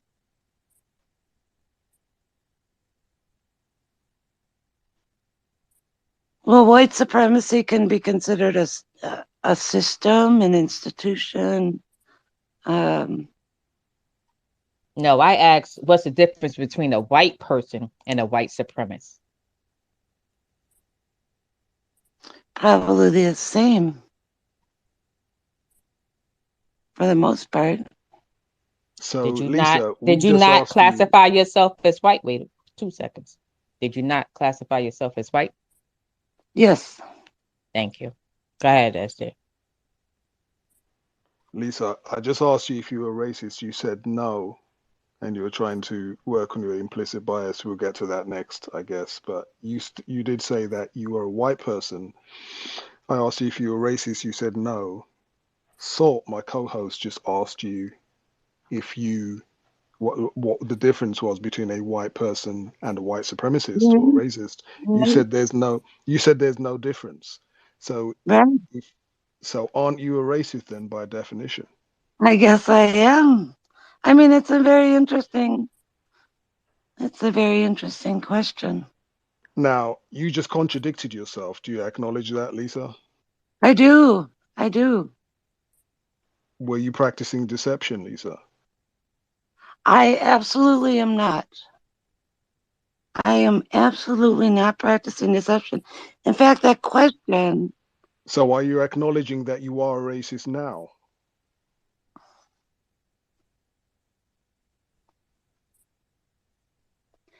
it's difficult for me to say that because I'm trying, I really am working on being an active anti-racist. Um, When you and say and that, do you mean you're a racist who's trying not to be racist? Is that what you're saying?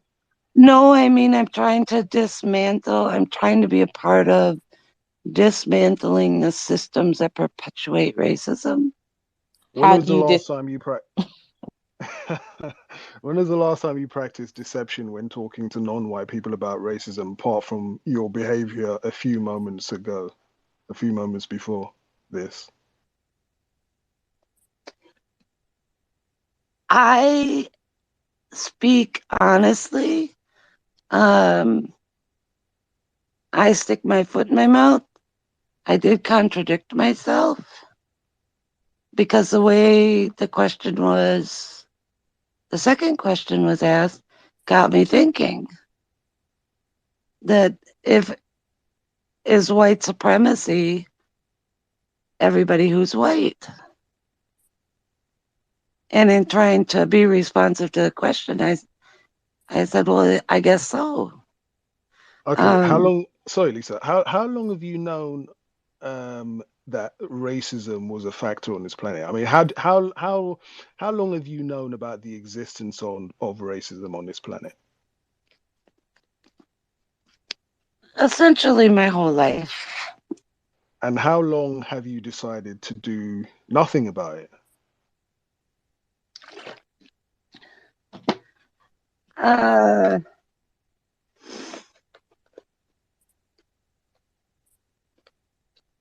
well, I've done individual things where I yell at people who say they're racist. I've done that.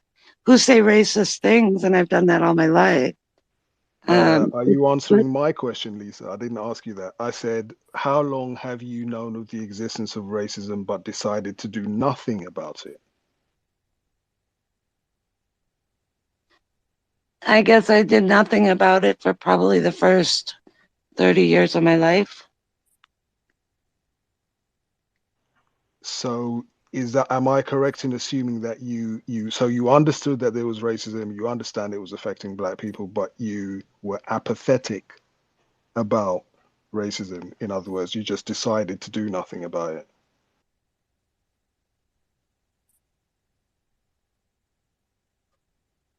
Yeah, it wasn't.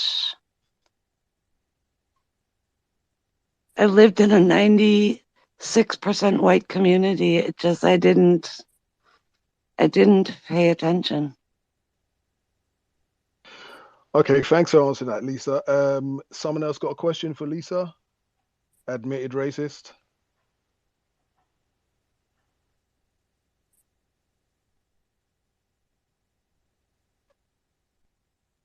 Go ahead, Martin.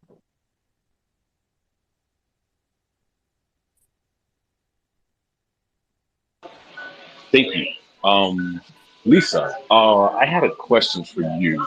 When you came on, you said that you were interested in the space, if I'm not mistaken, because of some training you were having at work. Could you give a little explanation of training you're having at work on this topic, please? Yeah. So we actually we did a like 8 month. It wasn't 8 months straight, but once a month for like 8 months, we took a white supremacy training. I can't remember who it was developed by. Um, and we are continuing where I work.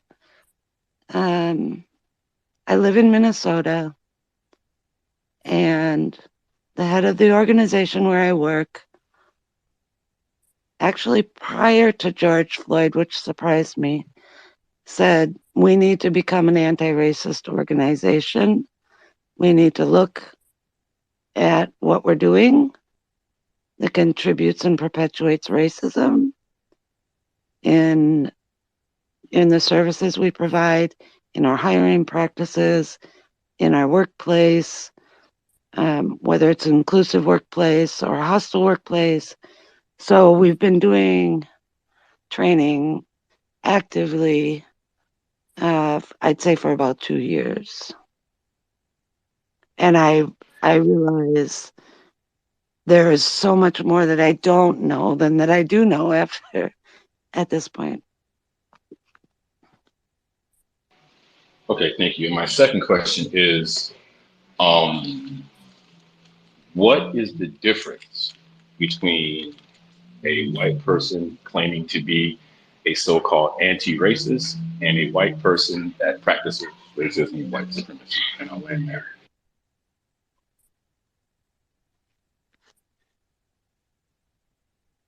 You're challenging me because I'm still formulating some of my understandings. But to the extent that I work at an organization that still has policies that have disproportionate impacts on people of color, then I am still part of a white supremacist system. And I'm sorry, I forgot the first part. Did Martin challenge you or did he ask you a question? I'm sorry, I forgot. Could you restate it, Martin? Sure. My question was, what is the difference between a white person that says that they are a anti-racist and a white person who is a racist white supremacist? What is the difference between the two, and how can I distinguish the two? Oh, I would say a white person who is an anti-racist is somebody who is actively working to dismantle racist systems and policies wherever it is, within a lot of what I do is at work, but I'm obviously not working today and I'm still learning. So, I would say a white person who's a white supremacist is, I know I earlier said I'm a white supremacist because I'm still participating in a white supremacist system. But on some level, white supremacist is a person who is not doing anything at all to try to change things. You can see I have not formulated all my understanding. That's okay, Lisa. I should have asked you this in the beginning, actually, but do you think it makes sense for victims of racism to be suspicious of white people during the And existence of racism, white supremacy? absolutely, Includes yourself, yeah? that whether you should be suspicious of me. Yeah. Let me restate the question. Do you think it makes sense for victims of racism to be suspicious of white people during the existence of racism, white supremacy, even yourself? You think it makes logical sense? Yes, Okay. 100%. Okay, so I just want you to acknowledge then that I'm treating you with suspicion on your instruction. Yes, I don't blame Okay, you. thank you very much. Thanks for that. If It, anyone else has any other questions for Lisa, that'd be great. Thanks for answering the questions, by the way, Lisa. Has anyone else got questions for Lisa? A second ago, Lisa said that Martin challenged her. So my question for Lisa, did he challenge you or did he ask you a question? I don't think I think I said he asked me a question and someone else said, no, he challenged you. No, Um, you said challenge, man. Thank you. I'm sorry. I didn't mean to. I don't know. Honestly, I didn't think I said it. If I did, I apologize. The space is being recorded. That's okay. You I said understand. that, And I do apologize. excuse me. I'm sorry. So you said that you yell when someone says racist things. What kind of racist things? What is being said when you yell at the other white person? Yeah. Um, I was in a space the other night. It was about reparations. It was a mixed room. And I had my fill of white people saying crap like, you can't just give people a whole bunch of money and expect them blah, blah, blah. That money's going to go to waste, blah, blah, blah. So I spoke out and said, hey, what are you saying when you say this? To me, it sounds like you're saying, we don't think that you know how to handle money. Is that because you think they're poor? Poor doesn't equal stupid. What is wrong? Why are you saying this? Like, it's stupid. I get angry. So that's one example. So did you see who was next? Who else has a question for the admitted racist, Lisa?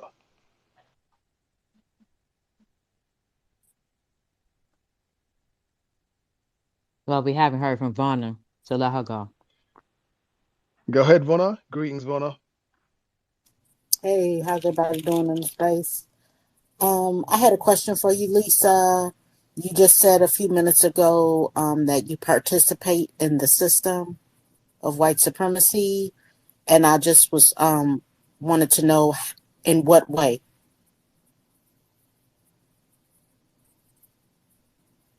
So the reason I said that is because I work in government, and there are policies in government that are built on racism.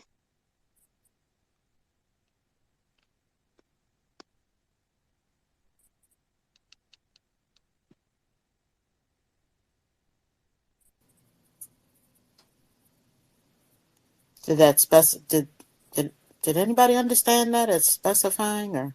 Well, I was gonna say, notice to the room, I asked Lisa about different terms like white privilege and white fragility. Lisa was, falling over herself to talk about different privileges, etc.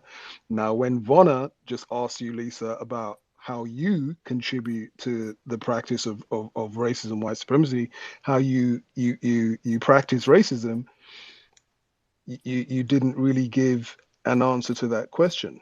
Racism, I've concluded, is a practice. Now, I'd appreciate, and I'm sure other non-white people in this space would appreciate, how you contribute, if you could give us some information about how you, as an individual, maintain this system as an admitted racist. You said there's no difference between a racist and a white person, so you're an admitted racist. So I'd like you to explain to us as confused victims of racism how you contribute to the system.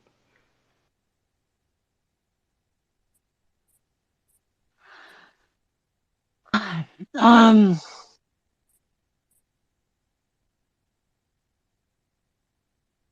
I honestly don't have a better answer for you.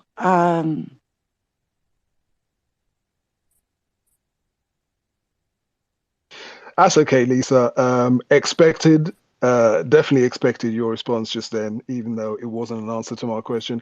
And I would encourage other non-white people, if you just joined the space, or other non-white people listen to this back at this recording, check out what I said about the term white privilege and how most white people will choose a definition of racism which excludes their own practice of it. And usually, when we ask white people questions about how, about how they contribute to this system of racism and white supremacy, all of a sudden, the white person says, not very much. So yeah, I definitely would encourage non-white people to just rewind that afterwards and listen back to our definitions of white privilege, unconscious bias, white fragility, etc., and then gauge those definitions in comparison to Lisa's responses to our questions. Anyone else have a question? I don't know who was first or second or third. Sivas, Power, Power 19, or Monty. Sivas I can can't go. remember who was. Okay. Sivas, ask your question. Thank you.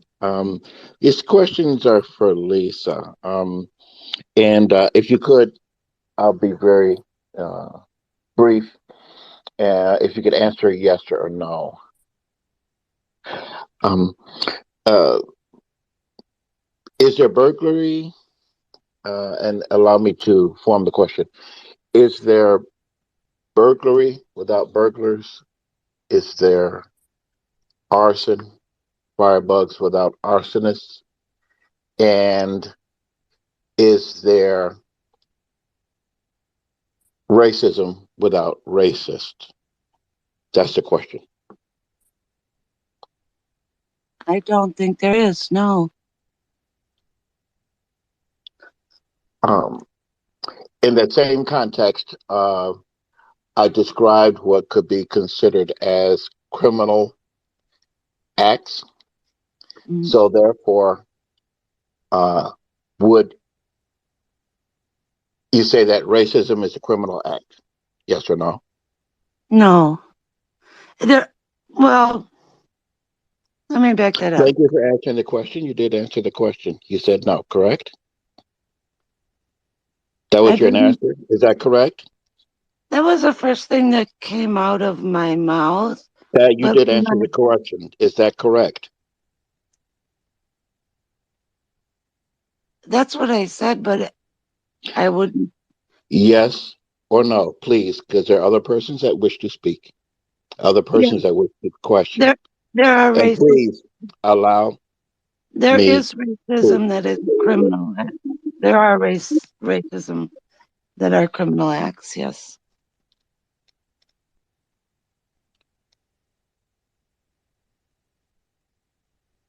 I heard earlier 3 times, I believe, a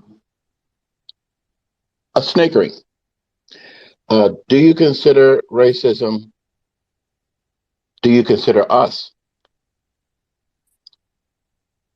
to take this as a deadly, toxic, criminal act that we are trying to solve? I am trying to solve. And the purpose is to solve. Do you take this seriously? Yes or no? Yes. Yep. Thank you for answering the questions. Thank you. Okay, Pound 19, did you have a question? For Lisa, she said that she is a ally. Is that correct, Lisa? Yeah, I didn't say that because I've said it before and I've been told we don't need white allies. I said I was trying to be anti-racist.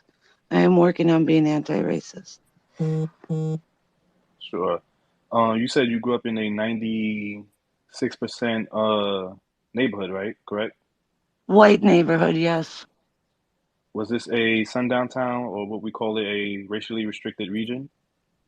I don't believe so. I'm in Minnesota. Hmm. I don't know, but I don't believe so. Could you share any racist jokes with us? Please be specific. Thank you. Did I do what? I'm sorry. Did I share racist jokes? Can you please share a racist joke with us?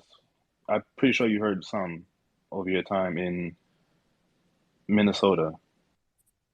Oh. Give me a minute to think. Yes, I've heard 1,000 million of them. Could you share with us? Well, it's not. It won't be about black people. I grew up in an area where there were a lot of Jewish people, and I constantly heard people saying they're going to Jew them down. I'm like, stop. Like, so, as far as I have made efforts to distance myself from people who use racist jokes. So nothing is coming to mind, but I'm absolutely sure that I've heard it. I'd be happy to take questions, but there's something that I could share with folks if you want to help better understand. You mentioned it was Jewish people in your neighborhood. What do you mean? Are you saying are these people white or non-white? The Jewish people were perceived as white. They did not, I mean, they're perceived as white. Jewish is not a category Okay, so on, why did you mention Jewish like it was a racial category? because that's the only kind of joke that I could come up with off the top of my head. Because I really have distanced myself from people who tend to make racist jokes. I've never liked it. So I don't hang around the people who do that. I've just never liked it ever. So it's hard for me to come up with an example. So that was an example. But, but I agree, Jewish is not a race in the way that black is a race. Um, I can't think of Black's not a anything race. else. So I think you wanted to ask a question, didn't you? No, go ahead. Mhm. Let the next person go. No. Oh, Okay. Well, before I let the next person go, Lisa, earlier you said you entered this space to learn, right? Now, obviously, there's a lot of non-white people, victims of racism in this space that you've been listening to. What did you exactly expect to learn from the victims of racism? so what I am trying to learn is really, really understand what it feels like to be a victim of racism. Because as I try to work to be anti-racist, the better that I can understand what it feels like to be a victim of racism, I feel the better I can do in the work that I'm trying to do on myself and in my community.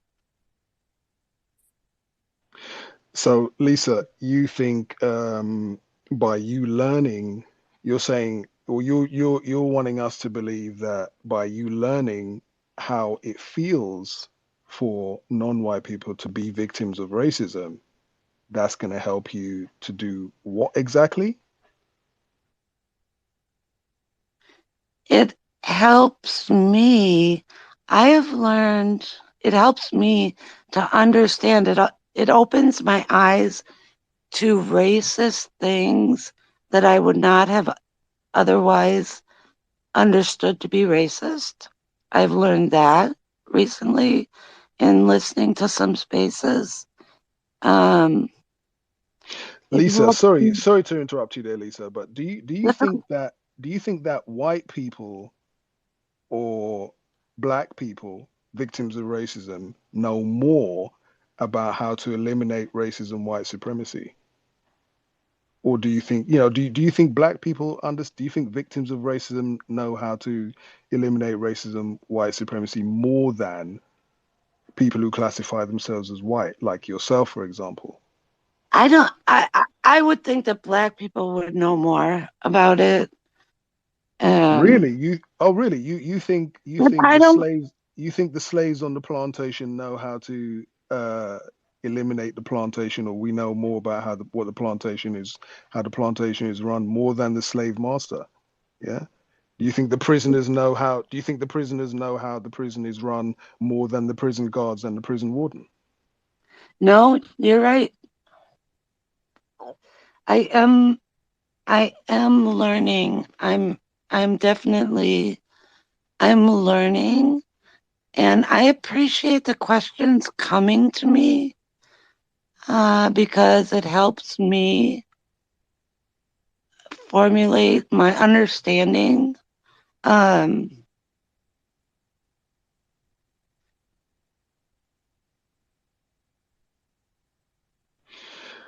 Lisa, do you understand why many of us non-white people in this space would be suspicious of you when we understand that white people such as yourself who practice racism, as you said before, you're an admitted racist. Uh, we're suspicious of you because you already understand that white people are the ones who are responsible for the Right. maintenance of this system.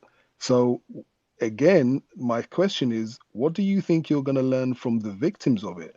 I mean, obviously, notice to the room, non-white people in the room who might be listening back to this recording, obviously, if non-white people, you victims of racism, if we knew how to eliminate racism, white supremacy, we would have done it already. Right. I'm just pointing it out there that Lisa cannot learn anything from us about how to eliminate the system of racism, white supremacy. But I'm just putting that out there. I'm just going to get to to other hands. Sorry, Wait a minute. I have two questions for Lisa. go ahead. Do you have a television? I do. Why do you distance yourself from other white people? So-called distance yourself. Why do I distance myself? I, Correct. I distance myself from white people who are making overt racist statements. Like, I just don't, they're not people I want to hang around. Why not? I've always been that way because I find it offensive. Because it's ridiculous to What if make. I told you in order to dismantle a system, it's not really a suggestion, but in order to dismantle a system that you have to be around those white people and take them lumps and keep so-called calling out? You're right, and I'm doing some of that in the Twitter Spaces, which I'm fairly new to. No, Um, you need to do that in real life. You need to do that, not really suggesting, but you need to do that in real life, face to face, not just on Twitter Spaces. You right, need to do right. it in person. That's very good point. Absolutely, very good point.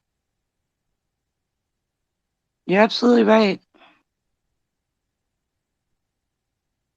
I Dark and agree. Lovely. I think Dark and Lovely or Monsoon. I can't remember who was next. I'll go. I'll go. I'll be real quick. Two questions. Okay, so earlier you said that white supremacists don't do nothing. So can you name any white person that is a so-called anti-racist that has done, like, well, at least attempted to eliminate the system of racism and white supremacy? Do you mean any person I know in my life or like a famous person? I mean, history, anybody that you know. Well, I work with a lot of people who are uh, working to identify policies that disproportionately affect people and therefore are racist, policies that were born out of a racist system. Um, so I would say that the head of my organization is a white person who is working to dismantle racism. Did I answer your question? I Uh, apologize. I'm tired. I was yeah, with my parents. I wanted specifics, but I'll just get to my second question. Based on the fact that you work for the government, are you an affirmative action hire? Am I an affirmative action hire? Yes. I was not. No.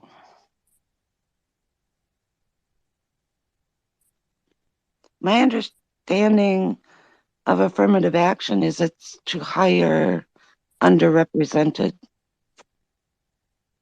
people. But you're a white one. Right, which I'm not underrepresented, so I wasn't an affirmative action hire. Do I misunderstand what that means? Again, were you an affirmative action hire? So, yes or no? I would say no, from my understanding of affirmative action. No problem. Dark and lovely, ask your questions. Let's get it. Just before you go, Dark and Lovely, just notice to the room, any other non-white people that might listen back to this space, white people who've done studies on so-called affirmative action have already determined that by far the highest beneficiaries of so-called affirmative action is white women. That's white people over here in England done Um, studies on that, and white people in so-called America have also done studies on that and have come to the exact same conclusion that affirmative action, highest beneficiaries of affirmative action, so-called, are white women. Dark and Lovely, you had a question? Yes, may I be heard? You can indeed. Thanks. So Lisa, you said that you were trying to be an anti-racist, quote unquote. What are some things white people talk about when there are no non-white people around? that depends if I'm talking with the people, my colleagues and friends who are trying to be anti-racist, or if we're just talking white people in general. Either. When I am talking with the white people, I have a great mentor who has been mentoring me. She says she's been working on me for 5 years. We talk about the policing system. We talk about um,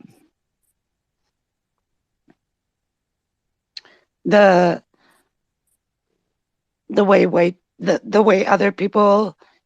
We talk about white fragility. We talk about um, um, I'm sorry, my brain. White fragility, and what was the other one? White guilt. We talk about white guilt.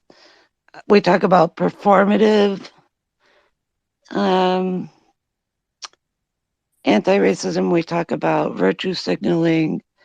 Um,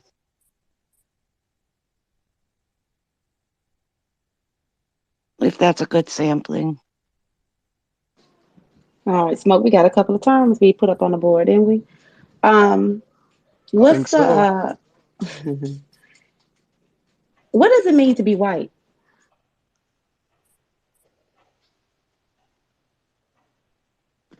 I have never been asked that. I would say white Anglo-Saxon, but I honestly have never been asked that. What does it mean to be white to you? I'm asking.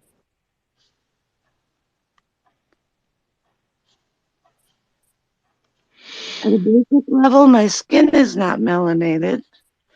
Um,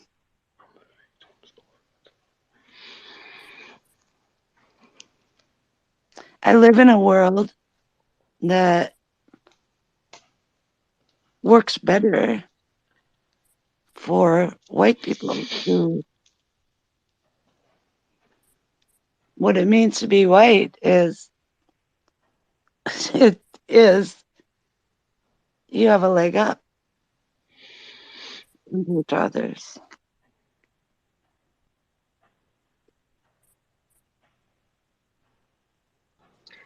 Is it true that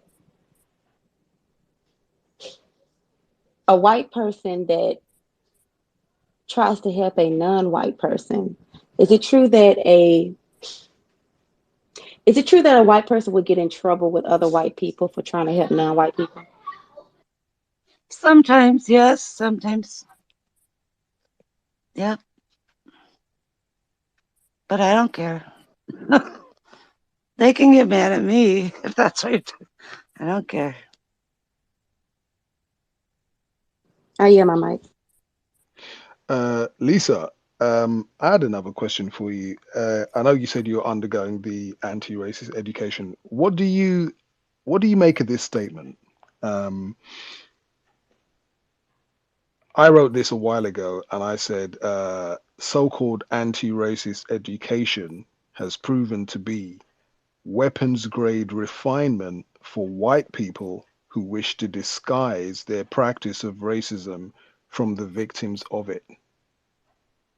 What do you think of that statement, Lisa? Weapons. Can you say it again, please? The statement is so-called anti-racist education has Um, and so-called anti-racist education has proven to be weapons grade refinement for white people who wish to disguise their practice of racism from victims of it. that. And you asked me, how do I feel when you say that? Yeah, do you think that's true? Do you think that white people are receiving so-called anti-racist education to conceal their practice, to learn how to better disguise their practice of racism from the victims of racism?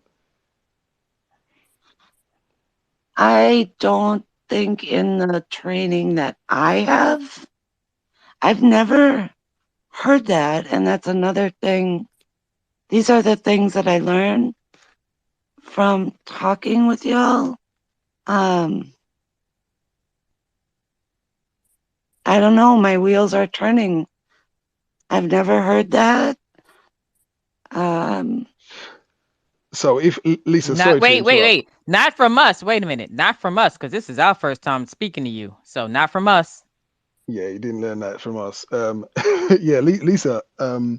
So when, for example, a white person who is a racist, like you said, no difference between a white person and a racist, right? So a racist goes into a so-called anti-racist education environment, and this white person now who's a racist learns how to say things like white privilege and learns how to say things like unconscious bias and etc etc all these types of jargon terms, right?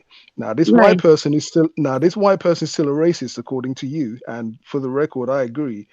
Now this white person is still a racist. How do you think that the victims of racism now are going to be more able to detect that white person's racism or less able to detect that white person's racism? Well, if it's being disguised, perhaps less. I mean, it would make logical sense that it would be less, which would be bad. So you understand why we'd be suspicious of you trying to do so-called anti-racism education when Yes, you just said there's no difference between a white person and a racist. yes, So all you'd be doing then is just learning how to better disguise your practice of racism from victims of racism, white supremacy, right?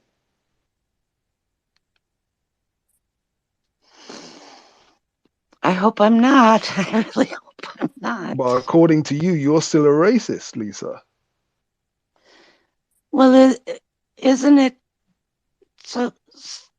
So can we dialogue about that a little bit? I want to understand.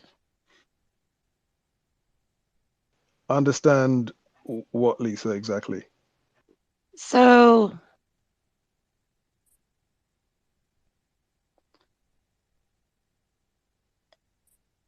my understanding at this point,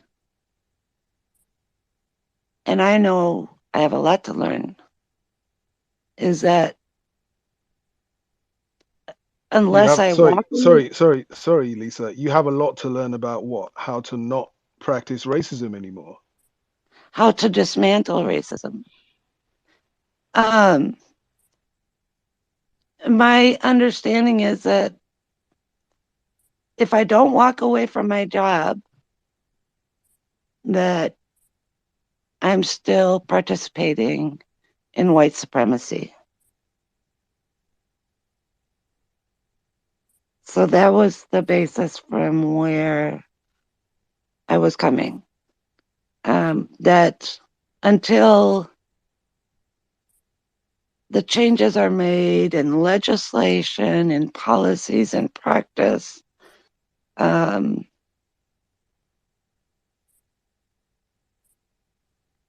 that we continue the things that we continue to do the same way we've always done.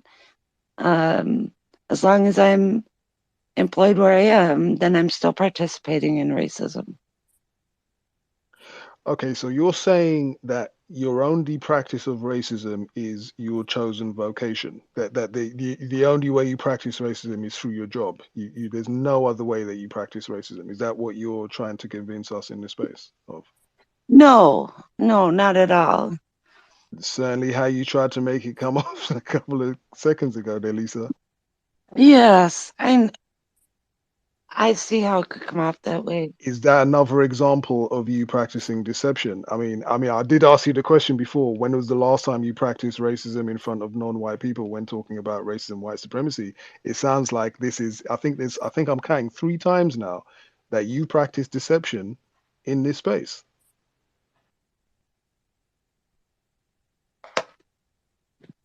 I sincerely apologize. I'm not trying to practice deception. And I will listen back to the recording myself so that I can hear where I've done that. To better disguise your deception. Yep. Exactly. Okay. Exactly. Let me get my question, Other SD. non-white people. Yeah, please do. Yeah. I have 3 questions and a suggestion way towards the end. So you mentioned, Lisa, you mentioned mentor. Is she white? Is that person white or non-white? She is white. She has a degree in critical race studies. And okay, just for time. Have you ever been called a racist by a non-white person? I have tonight, I think. Before tonight, Lisa, I think is the before tonight, Lisa. Not directed at me personally, no. Have you ever been in a sexual relationship with a non-white person? I have not. Go ahead, whoever's next.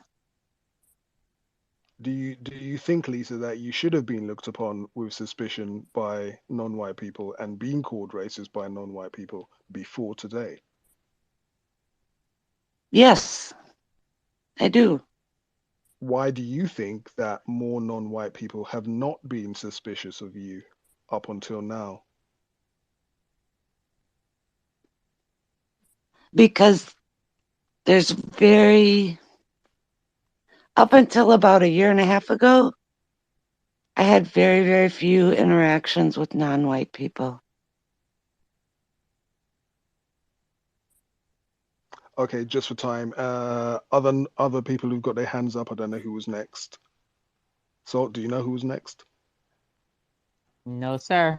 So let the ladies go first. Go ahead, dark and lovely. Miss Lisa, are you getting paid for this training, or did you volunteer for it? Does your job pay you for it? It's on work time, so yes, we're getting paid. Oh yeah, my mic. Brandon, Miss Lisa, what are 5 things that you can give up to end racism, white supremacy? I'm sorry, can you say it one more time? What are 5 things you are willing to give up to end racism, white supremacy, and have a system of justice instead? That I'm willing to give up? Yes. What are you willing to give up to end racism, white supremacy? 5 things. 5.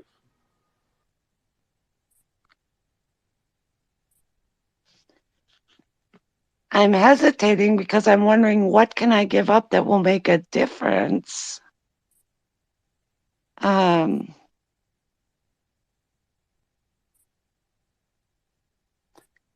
I could give up my job if I thought they were going to hire a black person, but I don't think they're going to. We've got some discussions going about that.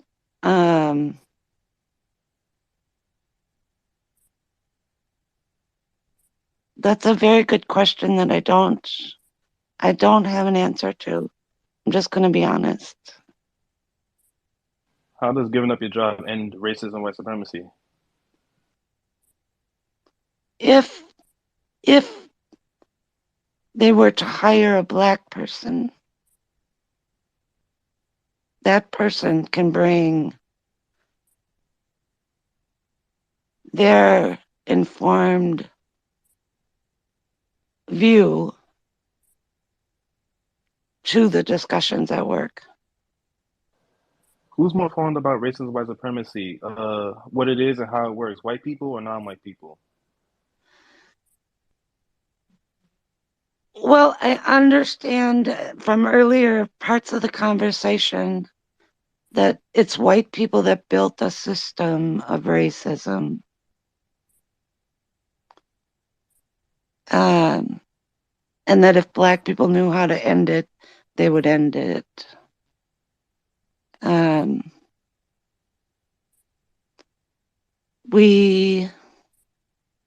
Where I work, we now have new positions in the last year and a half or so called equity and inclusion directors. And I'd say 3/4 of them are black people. And they are pointing out to us things that are racist that we are not seeing. So I value their input. Martin. Okay. Well, I was going to say, someone who hasn't spoken already. I am. You got your hand up.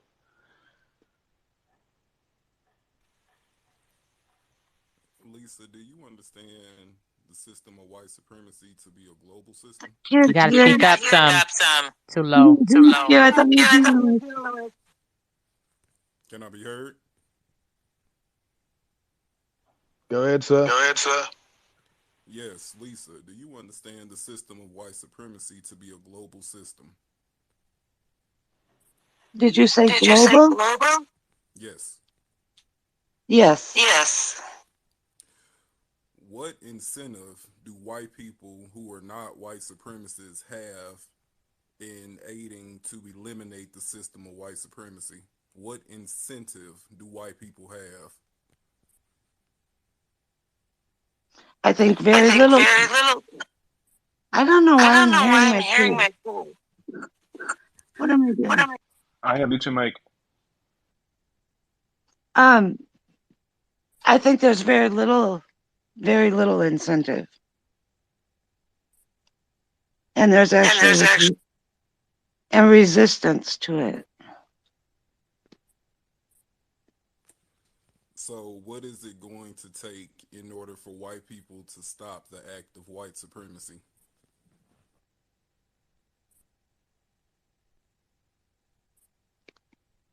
It's going to take white people who want to end it to keep having conversations and talking to people and pointing out that we are the problem. We are the problem. Have white people historically talked and had conversations with others who have dominated and mistreated them? Is that how white people solve their issues? Being dominated and mistreated? I apologize. Can you say it again, please? I apologize. When white people are dominated and mistreated by other groups historically, do they solve that by talking and having conversations?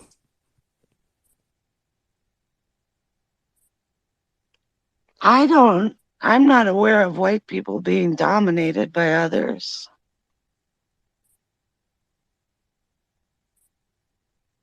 So, go ahead. Yes. What should non-white people globally do in order to not be dominated, subjugated, and mistreated on the factors of their color?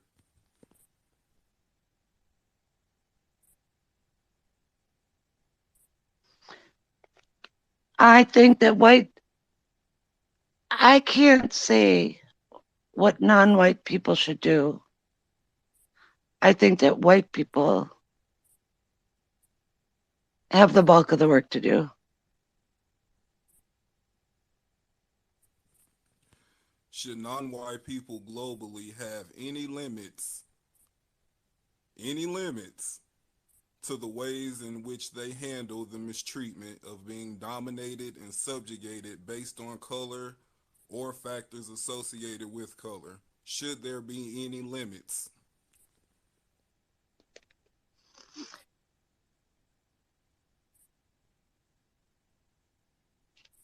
Any limits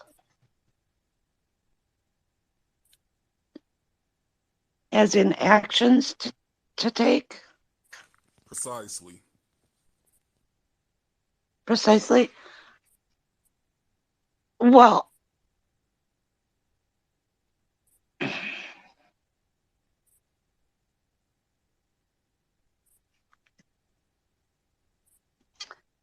I think there's a certain,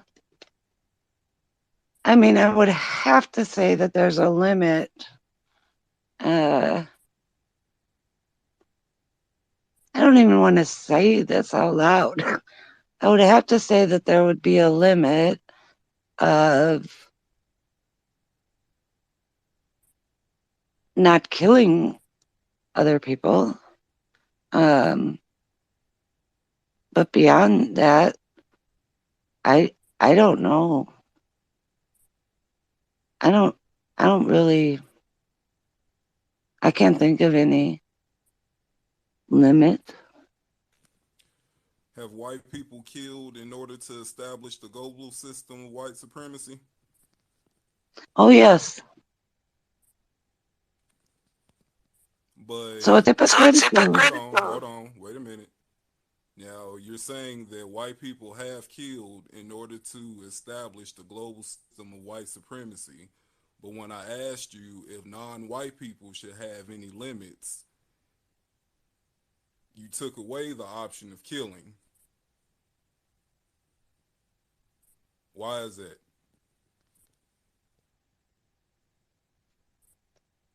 The reason why is that I believe in the past,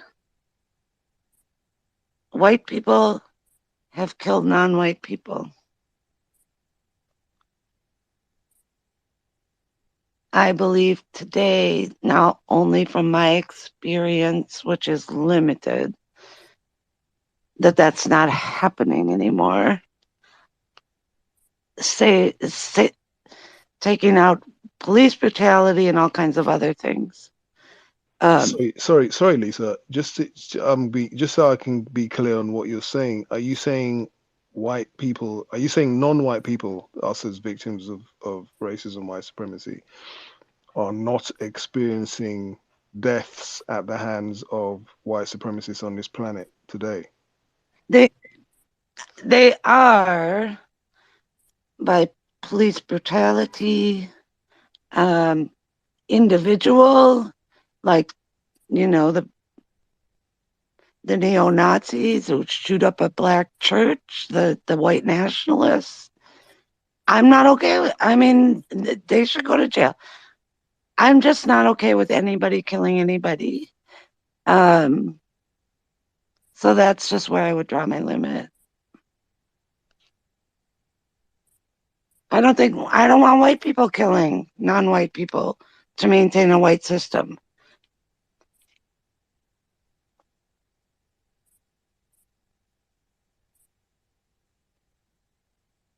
Go ahead, I am.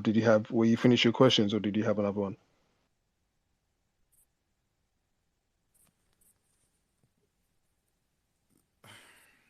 I'm good for now. I'll raise my hand if I have any more questions. Thanks very much, there, sir. Martin Crosco. I think Suez was first, actually. I'll wait. Okay, Sivas. Thank you. Lisa, I want to pursue some questions. And again, if you could answer yes or no. Um,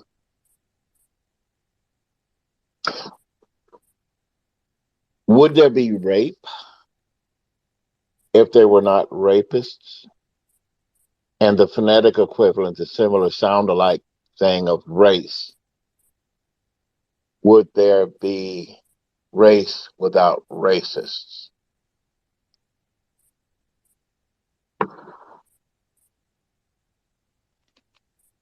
I would say no.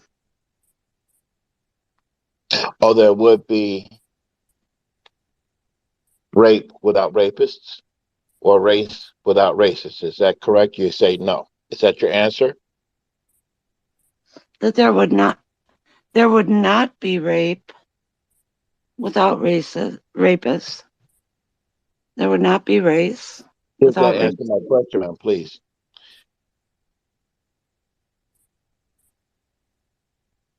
Well, let me Yes get it. or no? Would there be rape without rapists or race without racists? And I would say no. And again, as I mentioned earlier, are those criminal acts?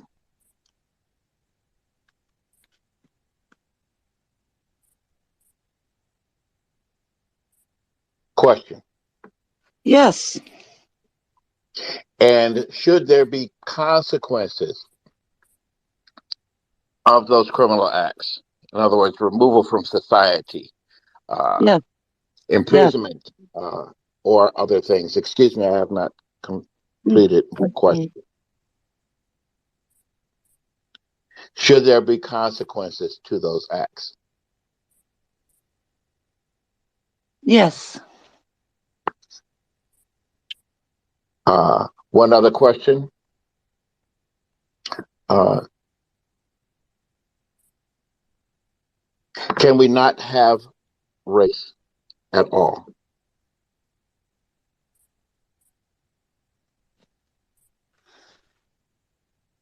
I would like to think so. Did that answer my question, ma'am? I think I did frame all of my questions so it can be clear and can go Mhm. along and be courteous to the room to answer, please, yes or no. I should have three answers, yes, no, or you don't know, which is an answer in itself, or a non-answer, which is an answer in itself. Can we not have race? Yes or no. All of my I would questions will say be yes or yes. no, ma'am. Yes. We can if we want to. A final question.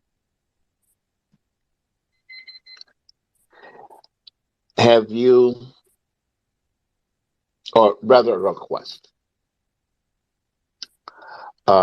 would you compel, stop, eliminate another person committing a criminal act of racism? Would I compel them? Stop, eliminate, terminate. Let me ask you this question very quickly. Yeah. Do you Yeah. have children, yes or no? I do not, unfortunately. Do you Wasn't have in any country. nieces or nephews or other young persons who have been Yes. in your care charge at any time? Yes. Yep, I have. And those young persons, babies, children, they need to be protected. Is that correct? Yes. You would not allow them to play with the stove or some other such dangerous thing. Is that correct? Right. Very good. Now, I'll ask you again. Someone is practicing racism. would you stop them from practicing racism just as you would protect children? Yes or no? Yes. Yes. Thank you for answering the questions. So go ahead. Lisa, what are your top 3 favorite TV shows? Ugh. I don't watch much TV anymore. I just don't. Okay, do you watch movies? Yes, I watch movies. Okay, what are your top 3 favorite movies? I have to think about it. Um, I want to answer your questions. I just have to think about it for a minute.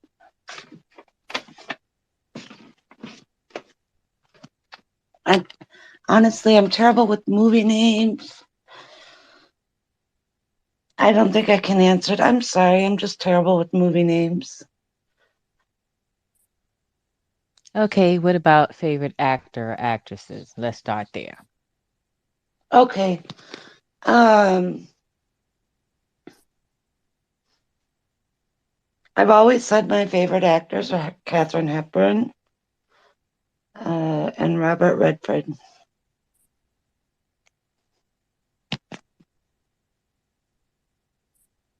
One more, and you can't think of a movie associated with Katharine Hepburn and Robert Redford?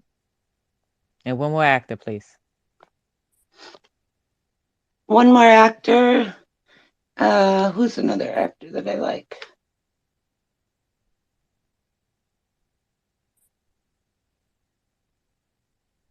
Haley Berry. And I haven't seen a Katharine Hepburn movie forever.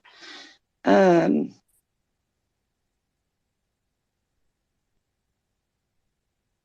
don't know. I watch a lot of documentaries.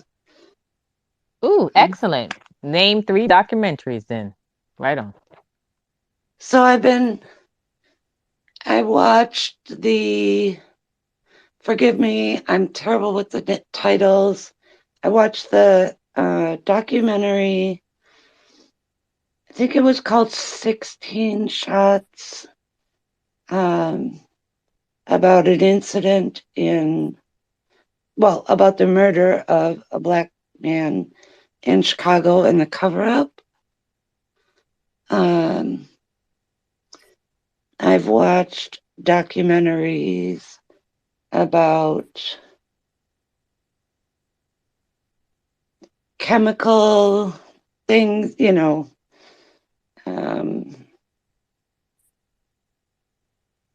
Aaron Brockovich type of thing, class action suits, Flint, Michigan. I've watched, I wouldn't say documentaries, but a series of interviews about people sharing what was going on in the Trump White House toward the end of 2020. That's the kind of things I watch. Guys, Evis.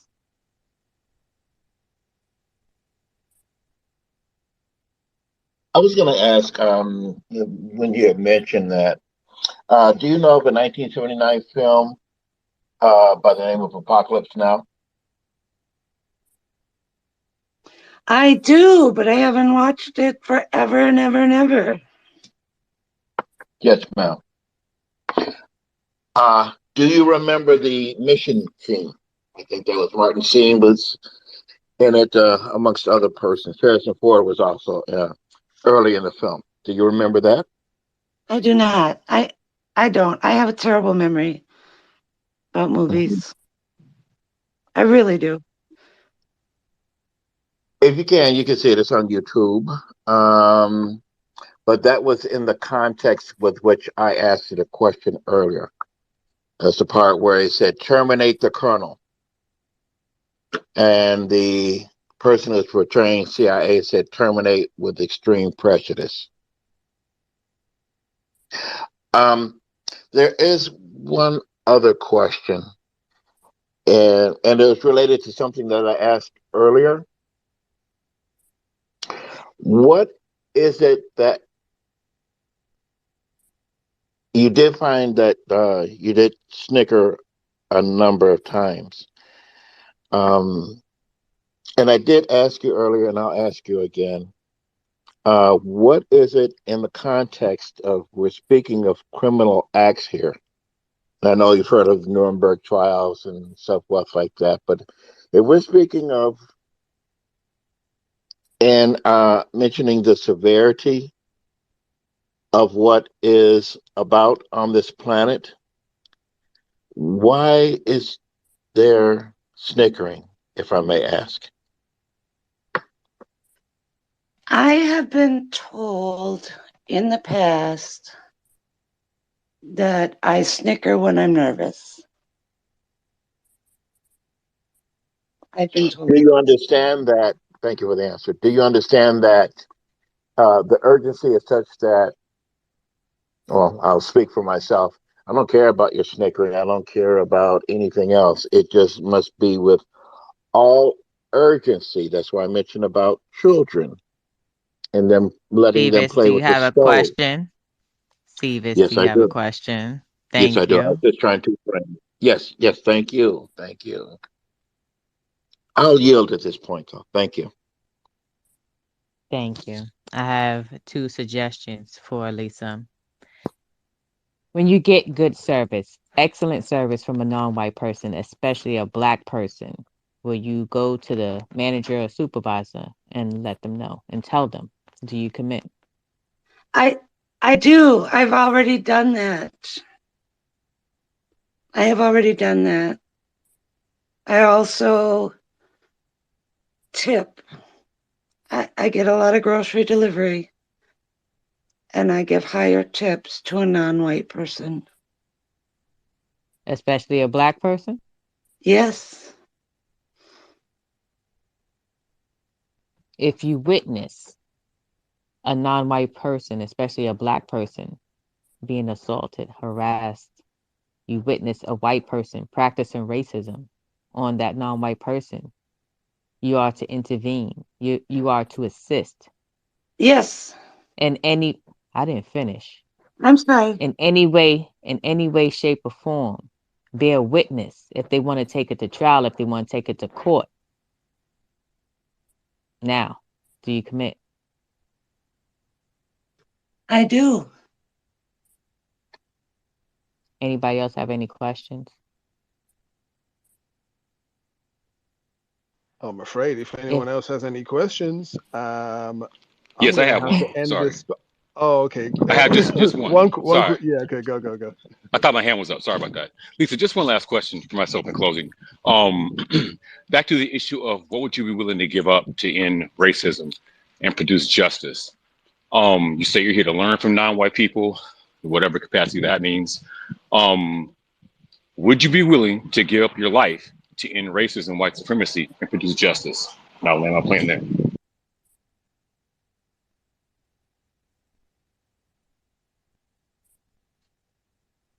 I can't say yes to that. Like I wouldn't join the military. I would not. I'm a pacifist. You said you were okay, I just anti-racist, though. Sorry. no, I'm sorry. I just want to promote a couple of channels. Please go to producejustice.com and get the United Independent Compensatory Code System by Mr. Neely Fuller, the Bird God, and the other book. Please go to Just a War YouTube channel. Is another attempted counter racist on YouTube. Go to counterracism.com. He has a radio station type channel. You can learn a lot from there. And yeah, I think that's it. Unless somebody else could remember something. The host has been very gracious with his time, and he needs rest. So we're gonna shut this down. or I whatever do because of indeed need some rest. Yeah, it's yes. 5 minutes So to it's 2 o'clock 2 there. on this Yes. side. Yeah. Mm-hmm. Thanks for all participants in this space today. Thanks. I know everyone could And be great. non-white people, could have been, just doing anything that was I don't know, constructive, not constructive, anything other than being in the space. So I do thank everybody for their participation. Hope it's constructive. Hope it's shared. Hope other non-white people can study the questions that were asked and study the responses, study the phrases that were under discussion at the beginning part of the broadcast, the first half of it. We discussed white privilege and why that's a deceptive term. We discussed white fragility and why that's a deceptive term, and unconscious bias and why ignorance and why those are deceptive terms as well. Definitely pay attention to Lisa's answer to the question. Lisa, I I was guess just we about can to call say her. that. I just about We to can bring call that up. her. Yes. Yeah. We can refer to her, I guess, as an admitted racist. I For mean, sure. That will be that will be in the title. A minute right? racist Lisa. I mean, per her instruction, I guess I could say, because I did ask her permission and two other non-white people, because it's not commonplace to hear white people spoken to in the manner that we spoke to Lisa earlier.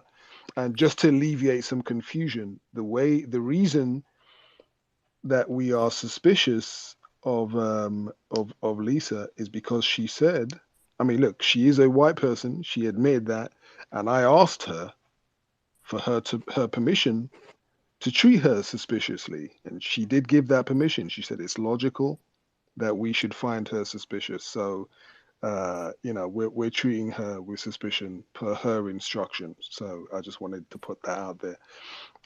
I might be doing a space next Sunday, but I'm not sure. If not, definitely go to producejustice.com, purchase Neely Fuller Jr.'s book, United Independent Compensatory Code System Concept, textbook workbook for victims of racism and white supremacy. Uh, Visit Gus T. Renegade on the Cows, Context of White Supremacy. Excellent broadcast. Visit CRWS. There might be another book study coming up, I think, at some point. Who else? I'm sure there's some other people that I'm forgetting to mention. But anyway, yeah, thanks for all the contributions, and I'm sure we'll be back with another space next week.